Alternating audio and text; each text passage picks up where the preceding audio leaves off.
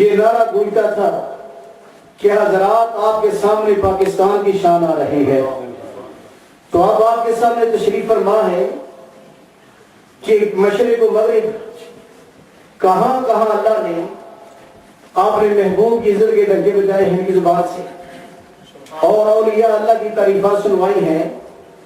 میری مراد رئیس المتکلمین پیر طریقت رہبر شریعت حضرت علامہ مولانا مفتی سید محمد مختار شاہ صاحب لائنی خلیفہ مجاز کچوشہ شریف، آپ یہ تقریر شروع کرنے سے پہلے شاہان شان پرزور نعرے کا جواب دیں، اور جو دو دور تشریف فرما ہے میں گزارش کروں گا قریب قریب آ جائیں اور بھرپور انداز میں نعرے کا جواب دیں، اور بڑی توجہ سے شاہ صاحب کا خطاب سماعت فرمائیں۔ نعرہ تکبیر، نعرہ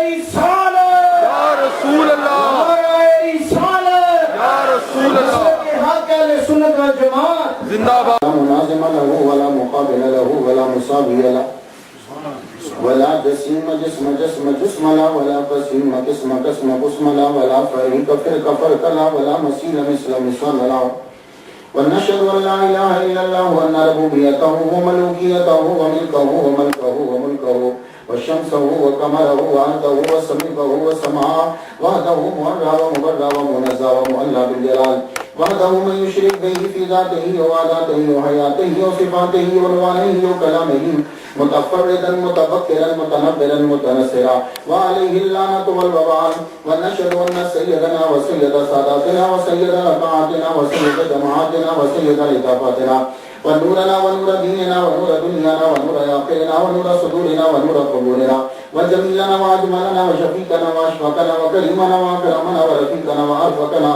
واميمنا وامامنا وغوثنا ومغيثنا وغيثنا وغياثنا وعوننا ومعيننا وعيننا وعياننا ومرجانا وماوانا ومولانا محمد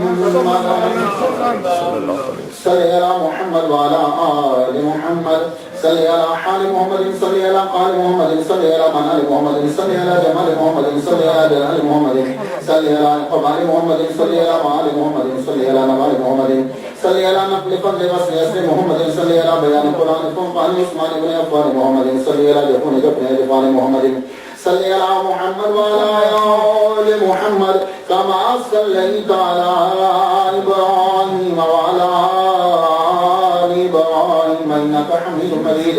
اعوذ باللہ السمیع العلیم العظیم الحفیظ الوجہ الکریم وسلطانہ القدیم من الرجس الخبیث المخبث الشیطان اللعین الرجیم وقبیلہ ونفخہ ونفثہ وہمزہ۔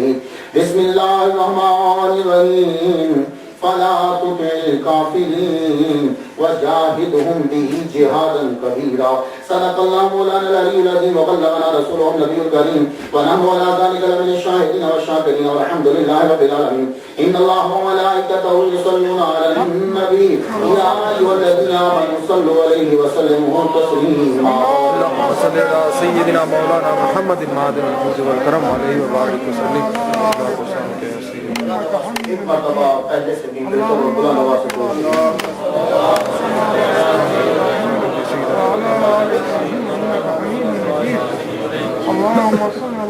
گرامی قدر واجب الاحترام بزرگوں، خصوصی طور پر فخر السادات فخر العلماء ہمارے کینیڈا پاکستان عالم اسلام کی شان معروف سکالر جناب بدیع الدین صاحب سہروردین مدثر العالی، اور میرے بھائی جو لوگ جانتے ہیں وہ بھی انہیں تو بتانے کی ضرورت نہیں ہے، ہمارے خوبیوں کے مالک جناب حضرت العلامہ حضرت علامہ غازی حسین اکبر صاحب مدثر العالی اور ظریف صاحب مولانا، اور اس کے علاوہ آپ سب لوگ جتنے سادات کرم جلوہ فرما ہے، اب نام لینے لگے کہ پھر نام کا ایک جلسہ ہو جائے گا۔ اللہ تعالیٰ کا بڑا احسان ہے ہم پر کہ جس نے ہمیں اشرف المخلوقات انسان پیدا فرمایا، اشرف المخلوقات انسان پیدا فرما کے اپنے پیارے محبوب طالب و مطلوب آقا نامدار مدنی تاجدار تاجدار ارب و عجم فخر بنی آدم و آدم ہادی و سبل خیر الرسول احمد مصطفیٰ محمد مصطفیٰ صلی اللہ علیہ وسلم سے پیدا فرمایا۔ آپ سے بہت پرانی شناسائی ہے، بعض دفعہ تو ایسا ہوا کہ ملک صاحب نے ہمیں 3 دفعہ بلا لیا ایک ہی مہینے میں. تو اب کافی وقفے کے بعد حاضر ہوا ہوں اور ماشاءاللہ آپ کا ایک ذوق میں نے دیکھا ہے کہ ٹاپک کو چنتے ہیں اور پھر اسے سنتے ہیں. بعض لوگ چنتے تو ہیں سنتے نہیں. آپ چنتے ہیں اور سنتے ہیں. پرسنالٹی کے اوپر بولنا اور سننا دونوں انتہائی مشکل کام ہے. جب آپ یاد رکھیے اگر آپ نے مولوی کو پھنسانا ہو تو اس کو کہو کہ فلاں بندے کے اوپر تقریر کر دی وہ بن جائے. کیوں؟ آپ لوگ عادی ہوتے ہیں کلامتی اور معجزے سننے کے. لیکن آپ اس مجمع کو میں نے دیکھا کہ میں نے اسی جگہ پر 2009 میں کینیڈا کے اندر اعلی حضرت عظیم البرکت شاہ رضا خان بریلوی رحمۃ اللہ علیہ پر ایک ڈیٹیل کے ساتھ گفتگو کی ہے. ایک ماحول اور پوری مکمل گفتگو اور آپ نے سماعت کی. ساجد شاہ صاحب نے مجھے کہا کہ مجھے بہت لطف آیا تھا. تو ہم سب ولیوں کو مانتے ہیں. ہم جتنے غوث ہیں انہیں مانتے ہیں. جتنے اقطاب ہیں انہیں مانتے ہیں. جتنے ابدال ہیں انہیں مانتے ہیں. جتنے اصحاب ہیں انہیں مانتے ہیں. جتنے انبیاء ہیں انہیں مانتے ہیں. جتنے رسول ہیں انہیں مانتے ہیں. جتنے مجدد ہیں اہل سنت ہم سب کو مانتے ہیں. تو یہ نہیں کہ اگر ایک کا ذکر ہے اہل سنت کے مجدد کا تو دوسرے کا انکار ہو رہا ہے، ایسا نہیں. لیکن گفتگو جو ہے وہ آپ کو بہت دھیان سے سننا ہے. جیسا کہ آپ نے سن لیا کہ 100 کے بعد تو آتا ہی آتا ہے. جن کی یاد میں آج جلسہ ہے یہ ایسا مجدد ہے کہ 1000 کا بھی حصہ شامل ہے اور 100 کا بھی حصہ شامل ہے. اب سوچئے کہ قوت ان کی کتنی ہوگی. اب قوت کتنی ہے یہ سن لیجئے کہ اگر یہ آدمی ہاں کر دیتا تو مغل سلطنت اکبر بادشاہ کے بعد ختم ہو جاتی. ہندوستان کے اندر پھر اگر بادشاہ چلتی تو مجدد الفسانی کے بیٹوں میں چلتی. یہ جملہ آپ کے لیے کافی ہے، میں اسٹارٹ یہیں سے لینا چاہتا ہوں کہ اگر یہ آدمی ہاں کر دیتا، مجدد الفسانی ہاں کر دیتے تو اکبر بادشاہ کے بعد پھر اور کوئی ہندوستان کا بادشاہ نہ ہوتا. اکبر بادشاہ کے بعد دوسرا بادشاہ پورے ہندوستان کا مجدد الفسانی ہوتے اور ان کے بعد ان کی نسل اور اضافہ چلتے. تو انہوں نے کہا ہمیں یہ تاج نہیں چاہیے، یہ تخت نہیں چاہیے، نبی کے قدموں کے اندر جگہ چاہیے. اب ایسے بندے کو سننے کے لیے حاضر تباہی چاہیے. لیکن اب مجھے بہت بنانا پڑے گا کہ رب نے جس کو علامہ غالب صاحب کہہ رہے ہیں کہ 1000 اور 100 یہ 1000 کا کیا چکر ہے. اور سن لیجیے اعلی حضرت عظیم البرکت شاہ رضا خان بریلوی رحمۃ اللہ علیہ نہ ہوتے تو نبی کا عشق ختم ہو چکا ہوتا. مجدد الفسانی نہ ہوتے تو دین ہی ختم ہو چکا ہوتا. کیا بات ہے، یاد رکھیے گا دین ہی ختم ہو چکا ہوتا. مختار دین ہی ختم ہو چکا ہوتا. تو سن لو اعلان ہو گیا مسجد میں کوئی اذان نہیں دے گا. اب مجدد الفسانی آنے لگے ہیں لیکن مجھے پہلے بہت بتانا ہے. اذان کوئی باہر اذان نہیں دے گا. بادشاہ کے دربار میں مسجد نہیں بنے گی. آپ سنتے جاؤ اس مجدد نے آگے کیا کیا ہے. بادشاہ کے دربار میں مسجد نہیں تھی. آدھی رات کو کھڑا ہو کے بادشاہ سورج کی پوجا کرتا تھا. سورج کی پوجا کا ایک وقت آدھی رات کی ہے، ایک وقت جب سورج نکلتا ہے، ایک وقت جب سورج بیچ میں ہوتا ہے، ایک وقت عبادت کا سورج کا وہ ہے، پوجا کا جب سورج ڈوبتا ہے. اسی لیے 3 اوقات میں سجدہ حرام ہے. کیوں؟ اس وقت سورج کے پجاری پوجا کرتے ہیں. تو 4 وقت تو سورج کا پجاری تو 3 وقت کرے گا. اکبر بادشاہ 4 وقت سورج کی پوجا کرتا تھا رات بیچ میں اٹھ کر. اور اس نے سورج کا نام رکھا تھا حضرت نیر اعظم. یہ سورج کا نام تھا حضرت نیر اعظم. 1000 نام سورج کے اسے آتے تھے اور سب کے سب وہ جگتا تھا. اب سنتے جاؤ کہ مجدد نے کیا کیا ہے. ہم لوگ تو نام سن کر بیٹھ جاتے ہیں نا، نہیں، ان لوگوں کا ہم پر احسان ہے آج جو تو مسجد میں نماز ادا کر رہا ہے.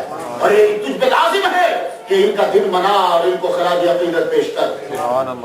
تو بادشاہ صبح کے وقت اٹھتا، شمیں جب رات کو جلنے لگتی تو اعلان تھا سب کے لیے کہ جب بادشاہ شمیں جلانے لگے تو سب اپنے سر کو جھکا دے. تو شمیں جب جلتی تھی تو سر جھک جاتے تھے. ہما وقت دربار میں آگ جلتی رہتی، مجوسیوں کی طرح آگ کی پوجا کی جاتی. بادشاہ نے اکبر بادشاہ نے آرڈر دیا کہ ہندوؤں کی طرح ایک زنار بنائی جائے، لیکن زنار جو ہے اس کے اوپر ہیرے لگے ہوئے ہوں، خوبصورت مرصع ہیرے جو حیرات لگے ہوں. بادشاہ نے ایک ہندو کو بلایا، کہا اپنے مبارک ہاتھوں سے مجھے پہناؤ. یہ سنتے جاؤ مجدد نے کیا کیا آگے. تو اکبر بادشاہ نے وہ زنار، وہ جو تار وہ پہنتے ہیں دھاگا، وہ پہنا. کہا یہاں کشکا لگایا گیا. اس کے بعد اعلان کر دیا گیا، جین مت کے اسکالر کو بلایا گیا، آپ بتاؤ کہ یہ جانور کیوں نہیں کھاتے؟ اس نے ایسے عقلی دلائل دیے۔ اکبر بادشاہ نے اعلان کیا آج کے بعد ویجیٹیرین ویجیٹیبل شروع ہوگی، دربار کے اندر گائے کا گوشت حرام، یہ اعلان کر دیا گیا۔ اس کے بعد دربار کے اندر جتنے ملا تھے ان میں 2 مولوی تھے، ابو الفضل اور اس کا بھائی فیضی، یہ دونوں بیٹے ہیں مبارک کے۔ مبارک جو تھا یہ احمد آباد میں پلا ہے۔ احمد آباد جو ہے وہ کبھی گڑھ ہوتا تھا اسماعیلیوں کا، اسماعیلیوں کی ساری تعلیمات اس کے اندر، اس نے پرورش کی اپنے بیٹوں ابو الفضل اور فیضی کی۔ ابو الفضل اور فیضی دونوں ایسا بڑا یہ اسکالر اور علامہ ہے، بادشاہ کا بیڑا غرق کر کے رکھ دیا۔ یہ چونکہ خود مسلمان نہیں تھے دونوں، ابو الفضل بھی مسلمان نہیں ہے، فیضی بھی مسلمان نہیں ہے، اس لیے کہ یہ صحابہ کو گالیاں دیتا تھا۔ محمد مصطفیٰ کی نبوت کا یہ ابو الفضل فیضی قائل نہیں ہے۔ میں بھی گفتگو کروں گا، سنتے جانا، بڑی تیزی میں بنیاد بنا رہا ہوں کہ تمہیں سمجھ آئے کتنی بڑی ہستی کو سن رہے ہو۔ ابھی سنتے جاؤ، اعلان کر دیا گیا، دیکھو شراب اگر کوئی رفاہیت کے لیے پیتا ہے اور علاج کے لیے پیتا ہے تو شراب جائز ہے، تو رفاہیت کے لیے اور علاج کے لیے شراب اکبر بادشاہ نے جائز کرا دی۔ آپ پوچھو گے کہ اکبر بادشاہ جس کو گریٹ اکبر کہتے ہیں، یہ اکبر مرتد جو تھا جس کو گریٹ بول رہے ہو، یہ ایسا کیوں کہتا تھا؟ اس لیے ابو الفضل فیضی نے اور دربار کے تمام ملا نے، جن میں قاضی ابراہیم شامل ہے، جس میں حاجی عبدالسمی شامل ہے، یہ سارے کے سارے لوگ شامل ہیں، انہوں نے اعلان کیا کہ امام عادل جو ہوتا ہے وہ مطلقاً مجتہد سے افضل ہوتا ہے۔ یہ جب اعلان ہوا کہ وہ مجتہد سے افضل ہوتا ہے تو بادشاہ نے کہا جب میں مجتہد سے افضل ہوں تو میرا حکم جو ہے وہ قرآن کے حکم کے برابر ہے، اور اگر کبھی بادشاہ حکم قرآن کے الٹ دیے تو بادشاہ کا حکم مانا جائے گا، قرآن کو چھوڑ دیا جائے گا۔ سنو ان مجددوں کا ہم پر احسان۔ اب جب یہ ہوا تو حکم جاری ہو گیا، سنو مامے کے گھر شادی کرنا ناجائز۔ سنتے ہیں نا، ابھی سنتے گا نا، مجھے ابھی میں مجدد تک پہنچا نہیں، ابھی میں ماحول کے مجدد کو بھیجا کیوں؟ مامی کے گھر شادی نہیں ہو سکتی، چاچے کی بیٹی سے شادی بیٹے سے نہیں ہو سکتی، خالہ کی بیٹی اور بیٹے سے شادی نہیں۔ تمہارا امریکہ اور کینیڈا کیا کہتا ہے؟ یہی تو کہہ رہے ہیں نا کہ کزنز میں شادی نہ کرو۔ تو اکبر بادشاہ نے کیا کہا تھا؟ کزن میں شادی نہ کرو۔ وہ کیوں؟ یہ بہت بڑی سازش ہے کہ کزنز میں شادی نہ کرو۔ بیماری جب آنی ہے تو ویسے ہی آ جانی ہے۔ اب کون سی تم بڑے شفا یاب ہو؟ اب بڑے شفا یاب ہو، بیماری اب بھی آ رہی ہے۔ اگر رشتہ داری سے اب نہیں آ رہی تو دوسری طرف سے بازاری سے آ رہی ہے، بیماری تو آ رہی ہے۔ یہ چھوڑ دے، یہ مجھے لچک پڑو کہ بیماری آتی ہے۔ میں بھی کچھ نہ کچھ تو سمجھتا ہوں، بدی الدین صاحب کے پاکستان کے لیکچر بھی سن چکا ہوا ہوں۔ ابھی ہمیں یہ نہیں کہا یہ سازش ہے۔ کیوں؟ جب تم پھوپھی کے گھر شادی کرو گے، جب تم مامی کے گھر شادی کرو گے، جب تم چاچا کے گھر شادی کرو گے تو طلاق کی ریشو کم ہو جائے گی، کیونکہ رشتہ بنے گا اور صفات اور کثرتیں آئیں گی۔ تو یہ ڈر ہے دنیا کو کہ کہیں مسلمان اس طرح سے مضبوط نہ ہو جائیں۔ ان کو بولو کہ یہاں رشتے مت کرو، اس لیے کہ بیماری آتی ہے۔ بیماری جہاں سے آنی ہے وہ آئی جانی ہے۔ اگر بیماری ہی آنی ہوتی تو میرا نبی کبھی بھی فاطمہ کا رشتہ علی کو نہ دیتا۔ یہ ایسا کبھی نبی جو میرے نبی سے بڑھ کر حکیم کوئی نہیں ہے۔ ہم یتیم نہیں ہے، کیلکری میں رہنے والوں ہم یتیم نہیں ہے۔ علم بھی ہے، علم بھی ہے، کتابیں اپنی، ریسرچ بھی اپنی ہے۔ اس لیے تم اپنے آپ کو یتیم مت سمجھا کرو۔ تم اپنے آپ کو یہ نہ سمجھو کہ کتابیں نہیں ہیں، یہ نہ سمجھو کہ علم نہیں ہے، یہ نہ سمجھو کہ ریسرچ نہیں ہے، یہ نہ سمجھو کہ تحقیق نہیں ہے۔ ہر شے تمہارے پاس ہے، پر ایک نہیں، توجہ نہیں ہے۔ بس وہ ہم مانگتے ہیں، جس دن تم نے توجہ دی ہر شے، ہر دروازے تم پہ کھل جائیں گے۔ تو بادشاہ نے اعلان کیا کہ کزنز میں شادی نہیں ہوگی، یہ اس کا اعلان تھا۔ کزنز میں شادی منع، اور اعلان کر دیا گیا کہ سنو کلمہ جب پڑھا جائے تو کیسے پڑھا جائے؟ لا الہ الا اللہ محمد الرسول اللہ اکبر خلیفۃ اللہ۔ یہ کلمہ اکبر بادشاہ نے جاری کر دیا۔ اس سے جتنے مرید تھے 19 مشہور تھے، باقی کچے پکے تھے۔ ٹوٹل اس پیر کے 19 مرید تھے اور باقی کچے پکے، بڑھتے کم ہوتے رہتے تھے۔ تو کلمہ پڑھا جاتا تھا لا الہ الا اللہ نعوذ باللہ اکبر خلیفۃ اللہ، یہ پڑھا جاتا، اس کو خلیفۃ اللہ بنا دیا گیا۔ اس کے بعد اعلان کر دیا گیا، سنو صحابہ کرام پہ جب ڈسکس ہوتی تو انتہائی برے، سب سے مین ٹاپک دربار کا یہ تھا، چلو بھائی آج ابو الفضل فیضی شروع کر بکواس۔ یہ دونوں مرتد بکواس شروع کرتے ہیں۔ کہاں سے شروع کرتے؟ نبیوں کی گستاخی سے شروع کرتے۔ کس نبی سے کیا مسٹیک ہوئی؟ ابو الفضل عالم تو تھا، تو عالم ہونا کوئی فخر کی بات نہیں ہے۔ تو صحیح بات سنا، عالم ہونا فخر کی بات نہیں ہے۔ سب سے بڑا عالم شیطان ہے، فخر فخر کی بات یہ ہے کہ نبی کے آگے جھکا کون ہے؟ عالم ہونا فخر کی بات نہیں ہے، نبی کا ادب کرنے والا یہ اس کے لیے فخر ہے کہ ہمارے ادب کیا ہے۔ تو عالم بڑا تھا، جانتا تو تھا۔ اب گفتگو دربار میں شروع ہوتی، فلاں نبی کی یہ مسٹیک، فلاں نبی کی یہ مسٹیک، فلاں نبی کی نعوذ باللہ یہ مسٹیک، اور یہ بڑا پسندیدہ۔ اور جب کسی کو دربار میں گالی دینی ہوتی تو معلوم ہے کیا لفظ یوز کرتے تھے؟ سارے ملا بیٹھے، کچھ اس میں راشی ہیں، کچھ ان ملاؤں میں شرابی ہیں۔ شیخ الاسلام کا اپنا بیٹا شراب کے نشے میں کود کے مر گیا، وہ دربار میں بیٹھتا تھا، شراب وہ پیتا تھا۔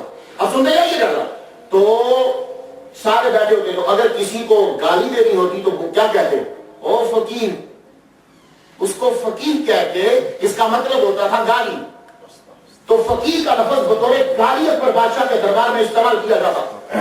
یہ چیزیں جب شروع ہونے لگی تو اب اللہ تعالیٰ نے کیا کیا، اور بادشاہ کی جانب سے آرڈر جاری ہو گیا۔ قاضی ابراہیم ایک دن آیا، حاجی ابراہیم، اس نے آ کر بادشاہ کو ایک حدیث سنائی۔ حدیث بیان کرنا آسان ہے، حدیث کو سمجھنا مشکل ہے۔ اس لیے ہم سب لوگ امام اعظم کے مقلد ہیں، امام بخاری کے مقلد نہیں ہیں۔ حدیث بیان کرنا آسان ہے، حدیث کو سمجھ کر بیان کرنا یہ بڑا مشکل ہے۔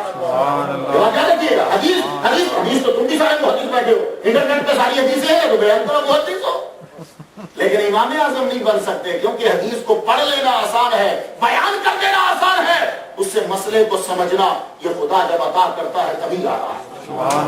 یہ بات یاد رکھیے۔ تو یہ آج کل کیوں مسئلہ کھڑا ہوا؟ ایک بندہ انٹرنیٹ پہ گیا، حدیث اس نے پڑھی، جی لا صلاۃ الا بفاتحۃ الکتاب، بولو میں سب فاتحہ تو نہیں پڑھنے دیتے، میں انٹرنیٹ سے پڑھ کر آیا، گوگل زندہ باد، تو مجھے کیوں نہیں پڑھنے دیتے؟ تو اللہ کے بندے، جس بندے نے 20 سال لگائے ہیں، جس بندے نے پوری زندگی لگا دی ہے، تو کیا سمجھتا ہے کہ اس نے اس حدیث کو نہیں پڑھا ہوگا؟ کیا اس حدیث کو نہیں سمجھتا؟ امام اعظم اس حدیث کو نہیں سمجھتے؟ نہیں۔ تو یہی مسئلہ ہے، حدیث کو پڑھ لینا اور ہے، اور حدیث کو سمجھنا یہ بڑا مشکل ہوتا ہے۔ تو حدیث اس نے آ کر بیان کی کہ حضور صلی اللہ علیہ وسلم کے سامنے ایک صحابی کا بچہ ہے، یہ اکبر بادشاہ کے دربار میں حدیث بیان ہو رہی ہے۔ مجھے چونکہ حضرت مجدد غسانی کی بارگاہ تک جانا، اس لیے میں ان پہ ڈسکس نہیں کر رہا۔ آ کے کہنے لگا ابراہیم اکبر بادشاہ سے، جس کو آج کل بڑا گریٹ اکبر کہتے ہیں، کہنے لگا کہ حضور کی بارگاہ میں ایک صحابی آئے اپنے بچے کے ساتھ، تو صحابی جو ہے ان کی داڑھی نہیں تھی، ان کی داڑھی نہیں تھی، تو کیا کیا گیا کہ حضور نے فرمایا کہ یہ شکل جنتیوں کی ہے۔ اب وہ مولوی اپنی بات کر کے، ملا مولوی نہیں کہنا چاہیے، ملا اپنی بات کر کے سائڈ پہ ہو گیا۔ اکبر بادشاہ نے حدیث کو سمجھ لیا اور اعلان کر دیا، آج کے بعد کوئی میرا مرید داڑھی نہ رکھے۔ تو یہ کس کی خرابی تھی؟ اکبر کی خرابی نہیں ہے۔ اکبر بادشاہ تو صرف 13 سال کی عمر میں بادشاہ بن گیا، 13 ایئرز اولڈ ہے، اور وہ بادشاہ بن گیا۔ اس کو کوئی علم نہیں اس نے پڑھا، کسی دربار، کسی وہ مکتب میں نہیں گیا، پہلے وہ کبوتر بازی کرتا رہا، اس کے بعد وہ کتے لڑاتا رہا، اس کے بعد وہ گھوڑے دوڑاتا رہا، اس کے بعد وہ باز لڑاتا رہا۔ یہ 4 اکبر بادشاہ کے بچپن کے شوق ہیں، ان چاروں یہی اس کے پاس نالج تھا۔ 13 سال کی عمر میں وہ بادشاہ بن گیا ہے۔ اب اس کو خراب کرنے والے کون ہیں؟ یہ جو اس کے دربار میں ملکہ تھے، خود ان کا اپنا مذہب کوئی نہیں تھا۔ اور ایک بات یاد رکھنا، یہ بڑے دھیان سے میرے جملے سنیے گا، جو بھی بد مذہب ہوگا، باطل مذہب ہوگا، وہ کیا کرے گا؟ وہ اپنا مذہب ٹکا کے بیان کرے گا، لیکن تمہیں یہ کہے گا کہ لڑائی کیوں کر رہے ہو؟ اس سے فائدہ، اس سے اثر کیا ہوگا کہ آپ لوگوں کا مذہب ختم ہو جائے گا اور اس کا مذہب پھیلنے لگ جائے گا۔ اب مجھے بتائیے کہ اکبر بادشاہ کے دربار میں جتنے لوگوں نے بھی گفتگو کی ہے، کیا انہوں نے اکبر بادشاہ کو اپنے مذہب پر رہنے دیا؟ نہیں۔ کون سے مذہب کی چیزوں کو لاگو کیا جو اس کے اپنے مذاہب تھے ان کے؟ تو اس لیے ان چیزوں کو سمجھو۔ آج کے دور میں بھی لوگ آتے ہیں تو وہ تمہیں یہی کہتے ہیں، جناب یہ مت بولو، جناب یہ مت بولو، جناب یہ مت بولو۔ تو پوچھے کیا بولیں؟ ارے جو ہم بولتے ہیں وہ بولو، تو وہ اپنا بولی بولے گا تو تمہارے دین کو وہ ختم کر دے گا۔ اس لیے اپنے ایمان کو مضبوط کیجئے۔ تو جب یہ چیزیں ہوئیں تو پروردگار عالم نے پھر مجدد کو بھیجا۔ اب ایسا مجدد آئے کہ جو اکبر بادشاہ سے ٹکر لے، اکبر بادشاہ کے ساتھ مجوسی، اکبر بادشاہ کے ساتھ ہندو، اکبر بادشاہ کے ساتھ دوسری سارے مذاہب کے لوگ، اکبر بادشاہ کے ساتھ ایران، اکبر بادشاہ کے ساتھ باقی مذاہب کے لوگ، اکبر بادشاہ کے ساتھ سارے سلطنت اس کے پاس۔ اب وہ آئے کہ جو عمر کا بیٹا ہو، سبحان اللہ۔ اب وہ آئے کہ جو عمر جیسی پاور رکھے، کہ جس کے نام سے کانپ جائیں۔ مجدد الفسانی جس جگہ پیدا ہوئے اسے سرہند کہتے ہیں، آج کل وہ سکھوں کے پاس ہے۔ شاہ کمال رحمۃ اللہ علیہ سرہند پہنچے تو شیخ مخدوم بچے کو لے کر آئے کہ بچہ بڑا بیمار ہو گیا ہے، اسے دم کر دیجیے۔ پتہ چلا تو شاہ کمال سرہند آئے ہیں۔ بزرگوں کے پاس دم کروانا پرانی ریت ہے، اعلیٰ حضرت سے شروع نہیں ہوئی، بڑی پرانی ہے، یہ آج کی بات نہیں ہے، بڑی پرانی ہے۔ تو شیخ احمد سرہندی جنہوں نے بدعتوں کو ختم کر دیا اور سنت کو ابھارا، اٹھایا ہوا ہے یوں باپ نے، تو جو ہی ولی کامل کے سامنے لے کر آئے شاہ کمال اپنی جگہ سے کھڑے ہو گئے۔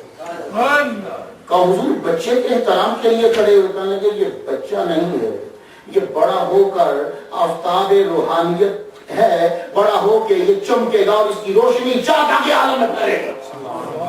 آپ نے دم کیا اور باپ سے کہا جاؤ زندگی میں فکر چھوڑ دو، یہ بچہ بیمار ہوا ہے، پریشان مت ہو، دنیا سے جاتا نہیں، رب نے اس سے بڑے کام لینے ہیں۔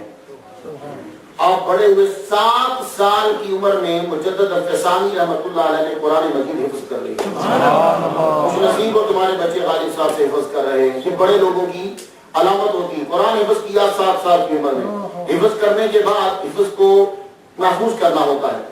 پڑھوں کہاں؟ سیال کوٹ پہنچے، وہاں پڑھا جہاں سے آپ کا مولوی غالب حسین پڑھ کر آئے۔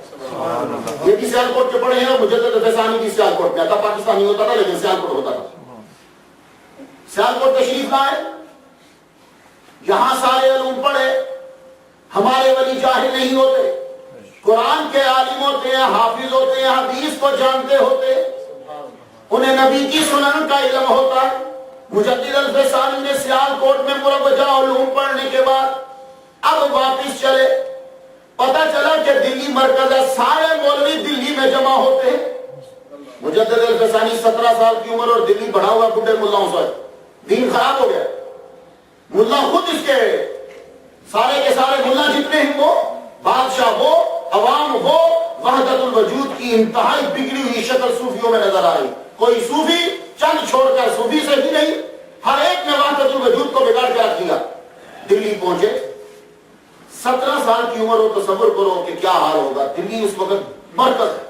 آپ جب پہنچے تو محفل میں وہاں پہنچے جہاں سب ملا بیٹھتے، ابو الفضل آیا، فیضی بھی آیا، دونوں بھائی۔ آپ نے ایسی گفتگو کی کہ دونوں یہ ملا متاثر ہوئے، کیا لگے کہ اس کو بھی اپنے گینگ میں شامل کرو، اس بندے کے پاس علم بڑا ہے، شامل کر لیا۔ روز محفل جمتی، ابو الفضل فیضی روز آتا، روز گفتگو جمتی۔ ایک دن امام غزالی پہ گفتگو چلی، ابو الفضل نے بکواس کیا امام غزالی کے اوپر رحمۃ اللہ علیہ۔ مجدد الفسانی کے جب پہلے قہر اور پہلا غضب ہے، کہنے لگے ابو الفضل آج تو تو نے امام غزالی کے بارے میں جملے بولے ہیں، ایسا مت بولنا، اور اگر تو بولے گا تو میری محفل میں دوبارہ مت آنا، میں تجھ سے گفتگو نہیں کروں گا۔ ابو الفضل عام ملا نہیں ہے، اکبر بادشاہ کا رائٹ ہے۔ کیا سمجھتے ہو کہ اس کو اس طرح گفتگو کرنا اپنے آپ کو مصیبت میں ڈالنا نہیں ہے؟ لیکن فرمایا ابو الفضل سمجھ گئے نہیں، اسے چھوڑ ڈالی، معافی مانگی، حضور آئندہ کبھی امام غزالی رحمۃ اللہ پہ گفتگو نہیں ہوگی، میں کوئی جملہ نہیں بولوں گا۔ کچھ دنوں کے بعد پھر گفتگو چل پڑی فلسفے پہ، گفتگو چلی تو فرشتوں پہ چل پڑی۔ اکبر بادشاہ فرشتوں کو نہیں مانتا، فرشتوں کا منکر، معجزات کا منکر اور کرامتوں کا منکر، معراج کا منکر، سورج کے یہ چاند کے ٹکڑے ہونے کا منکر، یہ ساری چیزیں انہی مدعاؤں سے چلی تھی اس کی طرف۔ گفتگو چلی تو ابو الفضل کے منہ سے نکلا کہ فرشتے آسمان کو کیسے کراس کر کے آ سکتے ہیں؟ یہی بات اس نے اکبر بادشاہ کو بھی سمجھائی کہ یہ جو کہتے ہو کہ آسمان کو کراس کرتے ہیں فرشتے اور نیچے آتے ہیں، تو کراس کرنے کے لیے پھٹنا ضروری ہوتا ہے، اور آسمان کے لیے پھٹنا نہیں ہے، تو فرشتے کیسے آتے ہیں؟ یہ ابو الفضل نے جب تھوڑا سا ٹچ دیا تو مجدد الفسانی فرمانے لگے جس طریقے سے شیشے میں سے نظر گزر جاتی ہے اور اس کے لیے پھٹنا نہیں ہے، اس طرح آسمان کے لیے بھی پھٹنا نہیں ہے اور فرشتے گزر جاتے ہیں۔ لیکن یہ جملہ تو معلوم ہے، اگلا جملہ اس نے بڑا خطرناک بولا۔ ابو الفضل کہنے لگا، مرتد کہتا ہے کہ پھر یہ کس طرح پتا چلے گا کہ وہ فرشتہ اس بندے کے پاس آیا ہے؟ نام نہیں لیا لیکن نبی کی نبوت پر اٹیک کر گیا۔ یہی وجہ ہے کہ اکبر بادشاہ کہاں کرتا تھا قرآن مخلوق ہے، قرآن متواتر نہیں ہے اور یہ الہامی کلام ہے، یہ ثابت کرنا محال ہے، یہ اکبر کہاں کرتا تھا۔ آپ یہ جملے سنتے جائیے، تو تو جب اس نے ابو الفضل نے یہ کہا مجدد الفسانی کی بارگاہ میں کہ کیسے پتا چلے گا کہ فرشتہ اس کے پاس آیا ہے اسی کے پاس، تو مجدد الفسانی کہنے لگے سن، تجھے کیسے پتا چلا کہ فاریابی اور ابن سینا یہ جو ہیں ابن سینا جو ہیں یہ حکیم تھے؟ کہنے لگا ابو نصر کی میں نے کتابیں پڑھی، میں ان کی کتابیں پڑھی تو مجھے پتا چلا کہ یہ حکیم ہے۔ تو مجدد الفسانی کہنے لگے جب تو نے ان دو کی کتابیں پڑھی تو تجھے پتا چلا یہ حکیم ہے، تو ہم نے جب قرآن پڑھا تو پتا چلا جبرائیل محمد کے پاس لایا ہے۔ اللہ اکبر، یا رسول اللہ۔ قرآن کا لفظ بتاتا ہے کہ محمد صلی اللہ علیہ وسلم کے پاس جبریل آئے ہیں اور سن ابو الفضل، آج کے بعد میری محفل میں تو مت آنا، اب میں تیرے رب میں رسالہ لکھوں گا۔ اب اس کے بعد آپ نے نبوت کے اس بات پر مجدد الفسانی نے رسالہ لکھا۔ تو دلی سے آپ اب چلے واپس سرحد شریف آئے، کہنے لگے دل نہیں لگتا، یہاں کے ملا خراب ہو گئے، جو نبی کا ادب نہیں کرتا ان کے پاس کیا رہنا۔ واپس تشریف لا رہے، تھان سیر سے گزرنے لگے، تھان سیر کا شیخ سلطان کو رات کو میرے نبی خواب میں آئے، فرمانے لگے میرا نائب آ رہا ہے، جب تیرے شہر سے گزرے اسے روک لینا، اور جیت بھر کے اس کی خدمت کرنے لگا، اور جب جا رہا ہو تو بیٹی کا رشتہ دینا۔ یہ شیخ سلطان تھانسیر کے اس نے رستے میں ہی بٹھا دیے بندے کہ یہاں سے جب قافلہ گزرے تو اس شکل کا لڑکا جب گزر رہا ہو تو روک لینا۔ مجدد الفسانی واپس سرحد جا رہے ہیں تو رستے میں تھانسیر میں روک لیا گیا، حضور آپ ہمارے گھر چلیں گے؟ تو میں نے ٹھیک ہے چلتے ہیں، گئے خدمت کی کچھ دن، جب وہ جانے لگے تو حضور ایک عرض کی اور سید الانبیاء کی جانب سے اشارہ ہے کہ اپنی بیٹی میں آپ کے عقد میں دوں۔ تو جو اچھے بچے ہوتے ہیں نا وہ یہی کہتے ہیں جو مجدد الفسانی نے کہا مجھے منظور ہے پر ابا جب تک نہیں کہیں گے میں ہاں نہیں کر سکتا۔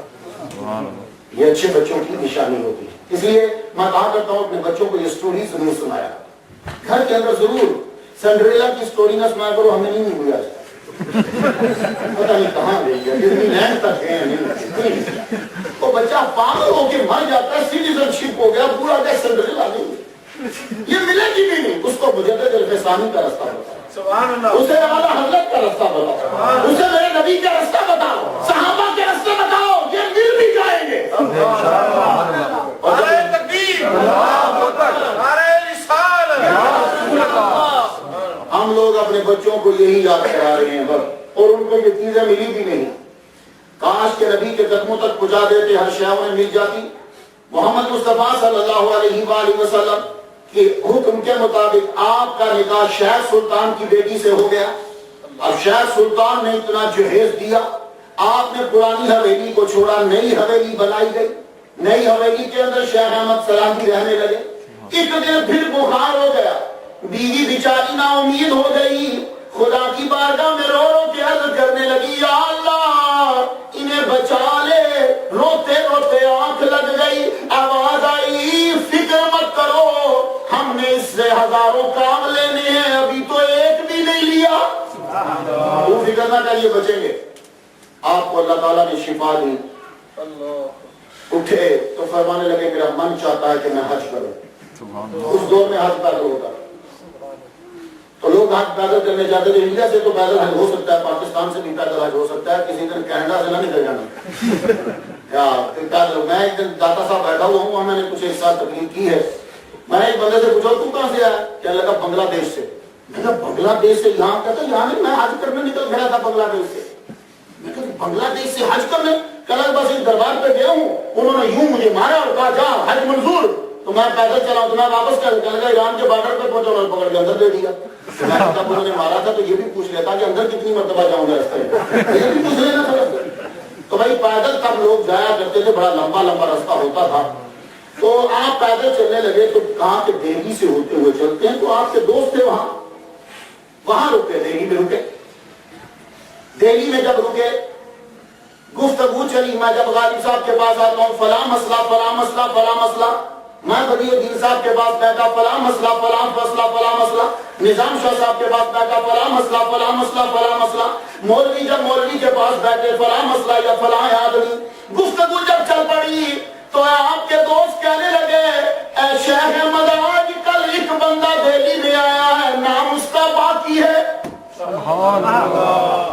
دلی میں آیا ہے پر بندہ بڑا عجیب ہے.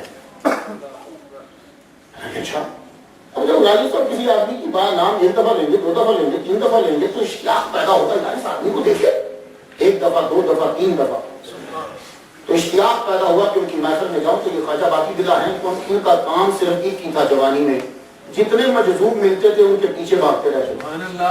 خواجہ باقی بلا کے پاس فیض آیا مجذوبوں سے, دیا سالک کو ہے. جو مرید بنایا وہ سالک, اور سالک بھی ایسا کامل کہ اس جیسا سالک میں نے نہیں. لیکن فیض خواجہ باقی بلا نے لیا مجذوبوں سے. کیا آپ کو پتا مجذوب کبھی دیکھے ہوں؟ کبھی وہ پانی میں چلے جاتے ہیں, کبھی آگ میں کود جائیں گے, کبھی کہیں چلے جنگلوں میں پھریں گے, قبرستان میں ڈیرا لگا لیں گے. یہ مجذوبوں کی عادت ہوتی ہے. تو خواجہ باقی بلا نے فیض دیا مجذوب جاتے جاتے پانی میں, خواجہ باقی بلا پانی میں, مجذوب دوڑتے دوڑتے آگ میں, خواجہ باقی بلا پیچھے کچھ نہیں دیکھنا آگ کے اندر, مجذوب دوڑتا دوڑتا قبرستان میں, یہ اس کے پیچھے پوری 3 دن 4 رات کے پیچھے.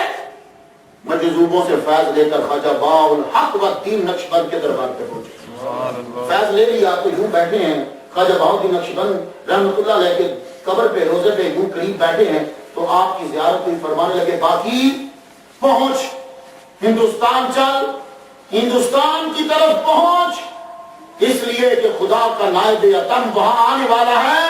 ہر بڑی کی یہ آرزو ہے کہ وہ میرے سلسلے میں آئے, لیکن مجھے امید ہے کہ وہ ہمارے سلسلے میں ابو بکر صدیق رضی اللہ تعالیٰ عنہ کے سلسلے میں آئے گا. تو پہنچ اور اسے فیض پہنچاؤ. تو بڑی حیران کن بات ہے, ہم جاتے ہیں کنویں کے پاس کہ وہ پانی دے, پیاس بجھائیں, یہاں کنواں پیاسے کے پاس جا رہا ہے. ہم چلتے ہیں کہ ہمیں کہیں کھانا مل جائے ریسٹورنٹ میں, یہاں کھانا اور چیزیں سب کچھ چل کے ان کے پاس پہنچ رہی ہیں.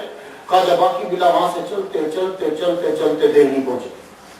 دہلی میں آ کے ڈیرا لگا لیا اور روز بندوں کو دیکھتے. آپ کے دربار میں بندے آتے ہیں, چہرہ دیکھ نہیں یہ نہیں, یہ نہیں. مریدین بیٹھے, آپ بھی بیٹھے ہیں. اب یہاں گفتگو شروع ہو گئی.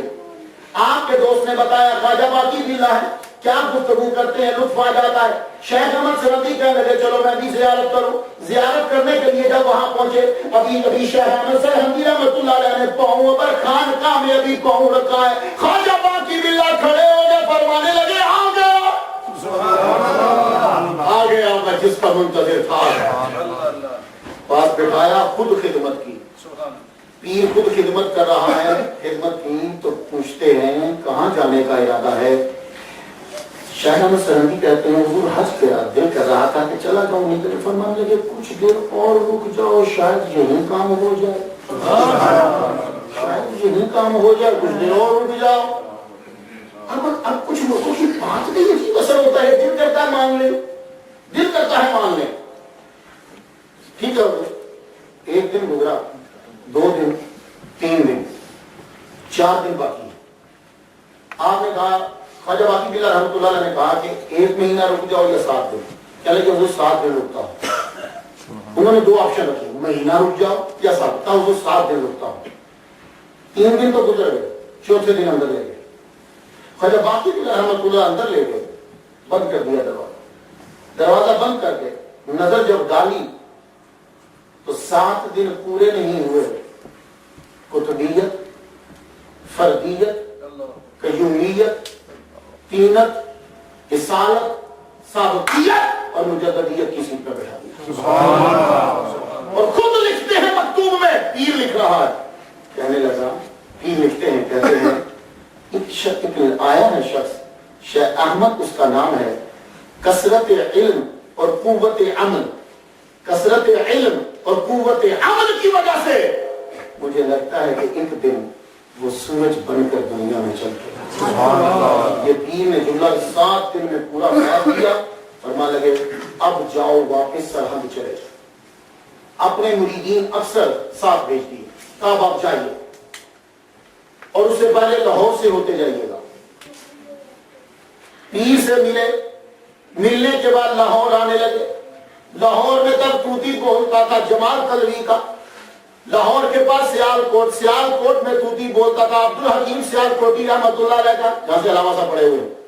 عبدالحکیم سیالکوٹی رحمۃ اللہ, سب سے پہلے انہوں نے خط لکھا مجدد الفسانی رحمۃ اللہ علیہ کو. جب بھی مجدد ہوتا آپ کو پتا لوکل ملا دشمن ہو جاتے ہیں. مجدد الفسانی کے لوکل ملا دشمن ہو گئے. سب سے پہلے عبدالحکیم سیال کوٹی رحمۃ اللہ علیہ نے خط لکھا اور مجدد وہ خط پکڑ پکڑ کے لوگوں کو دکھائے, فرمانے لگے دیکھو سیال کوٹ سے خط آیا ہے. اب اس کا ایک ہی جملہ سناتا ہوں. امام ربانی محبوب سبحانی مجدد الفسانی, یہ جملہ سب سے پہلے عبدالحکیم سیال کوٹی رحمۃ اللہ علیہ نے لکھا.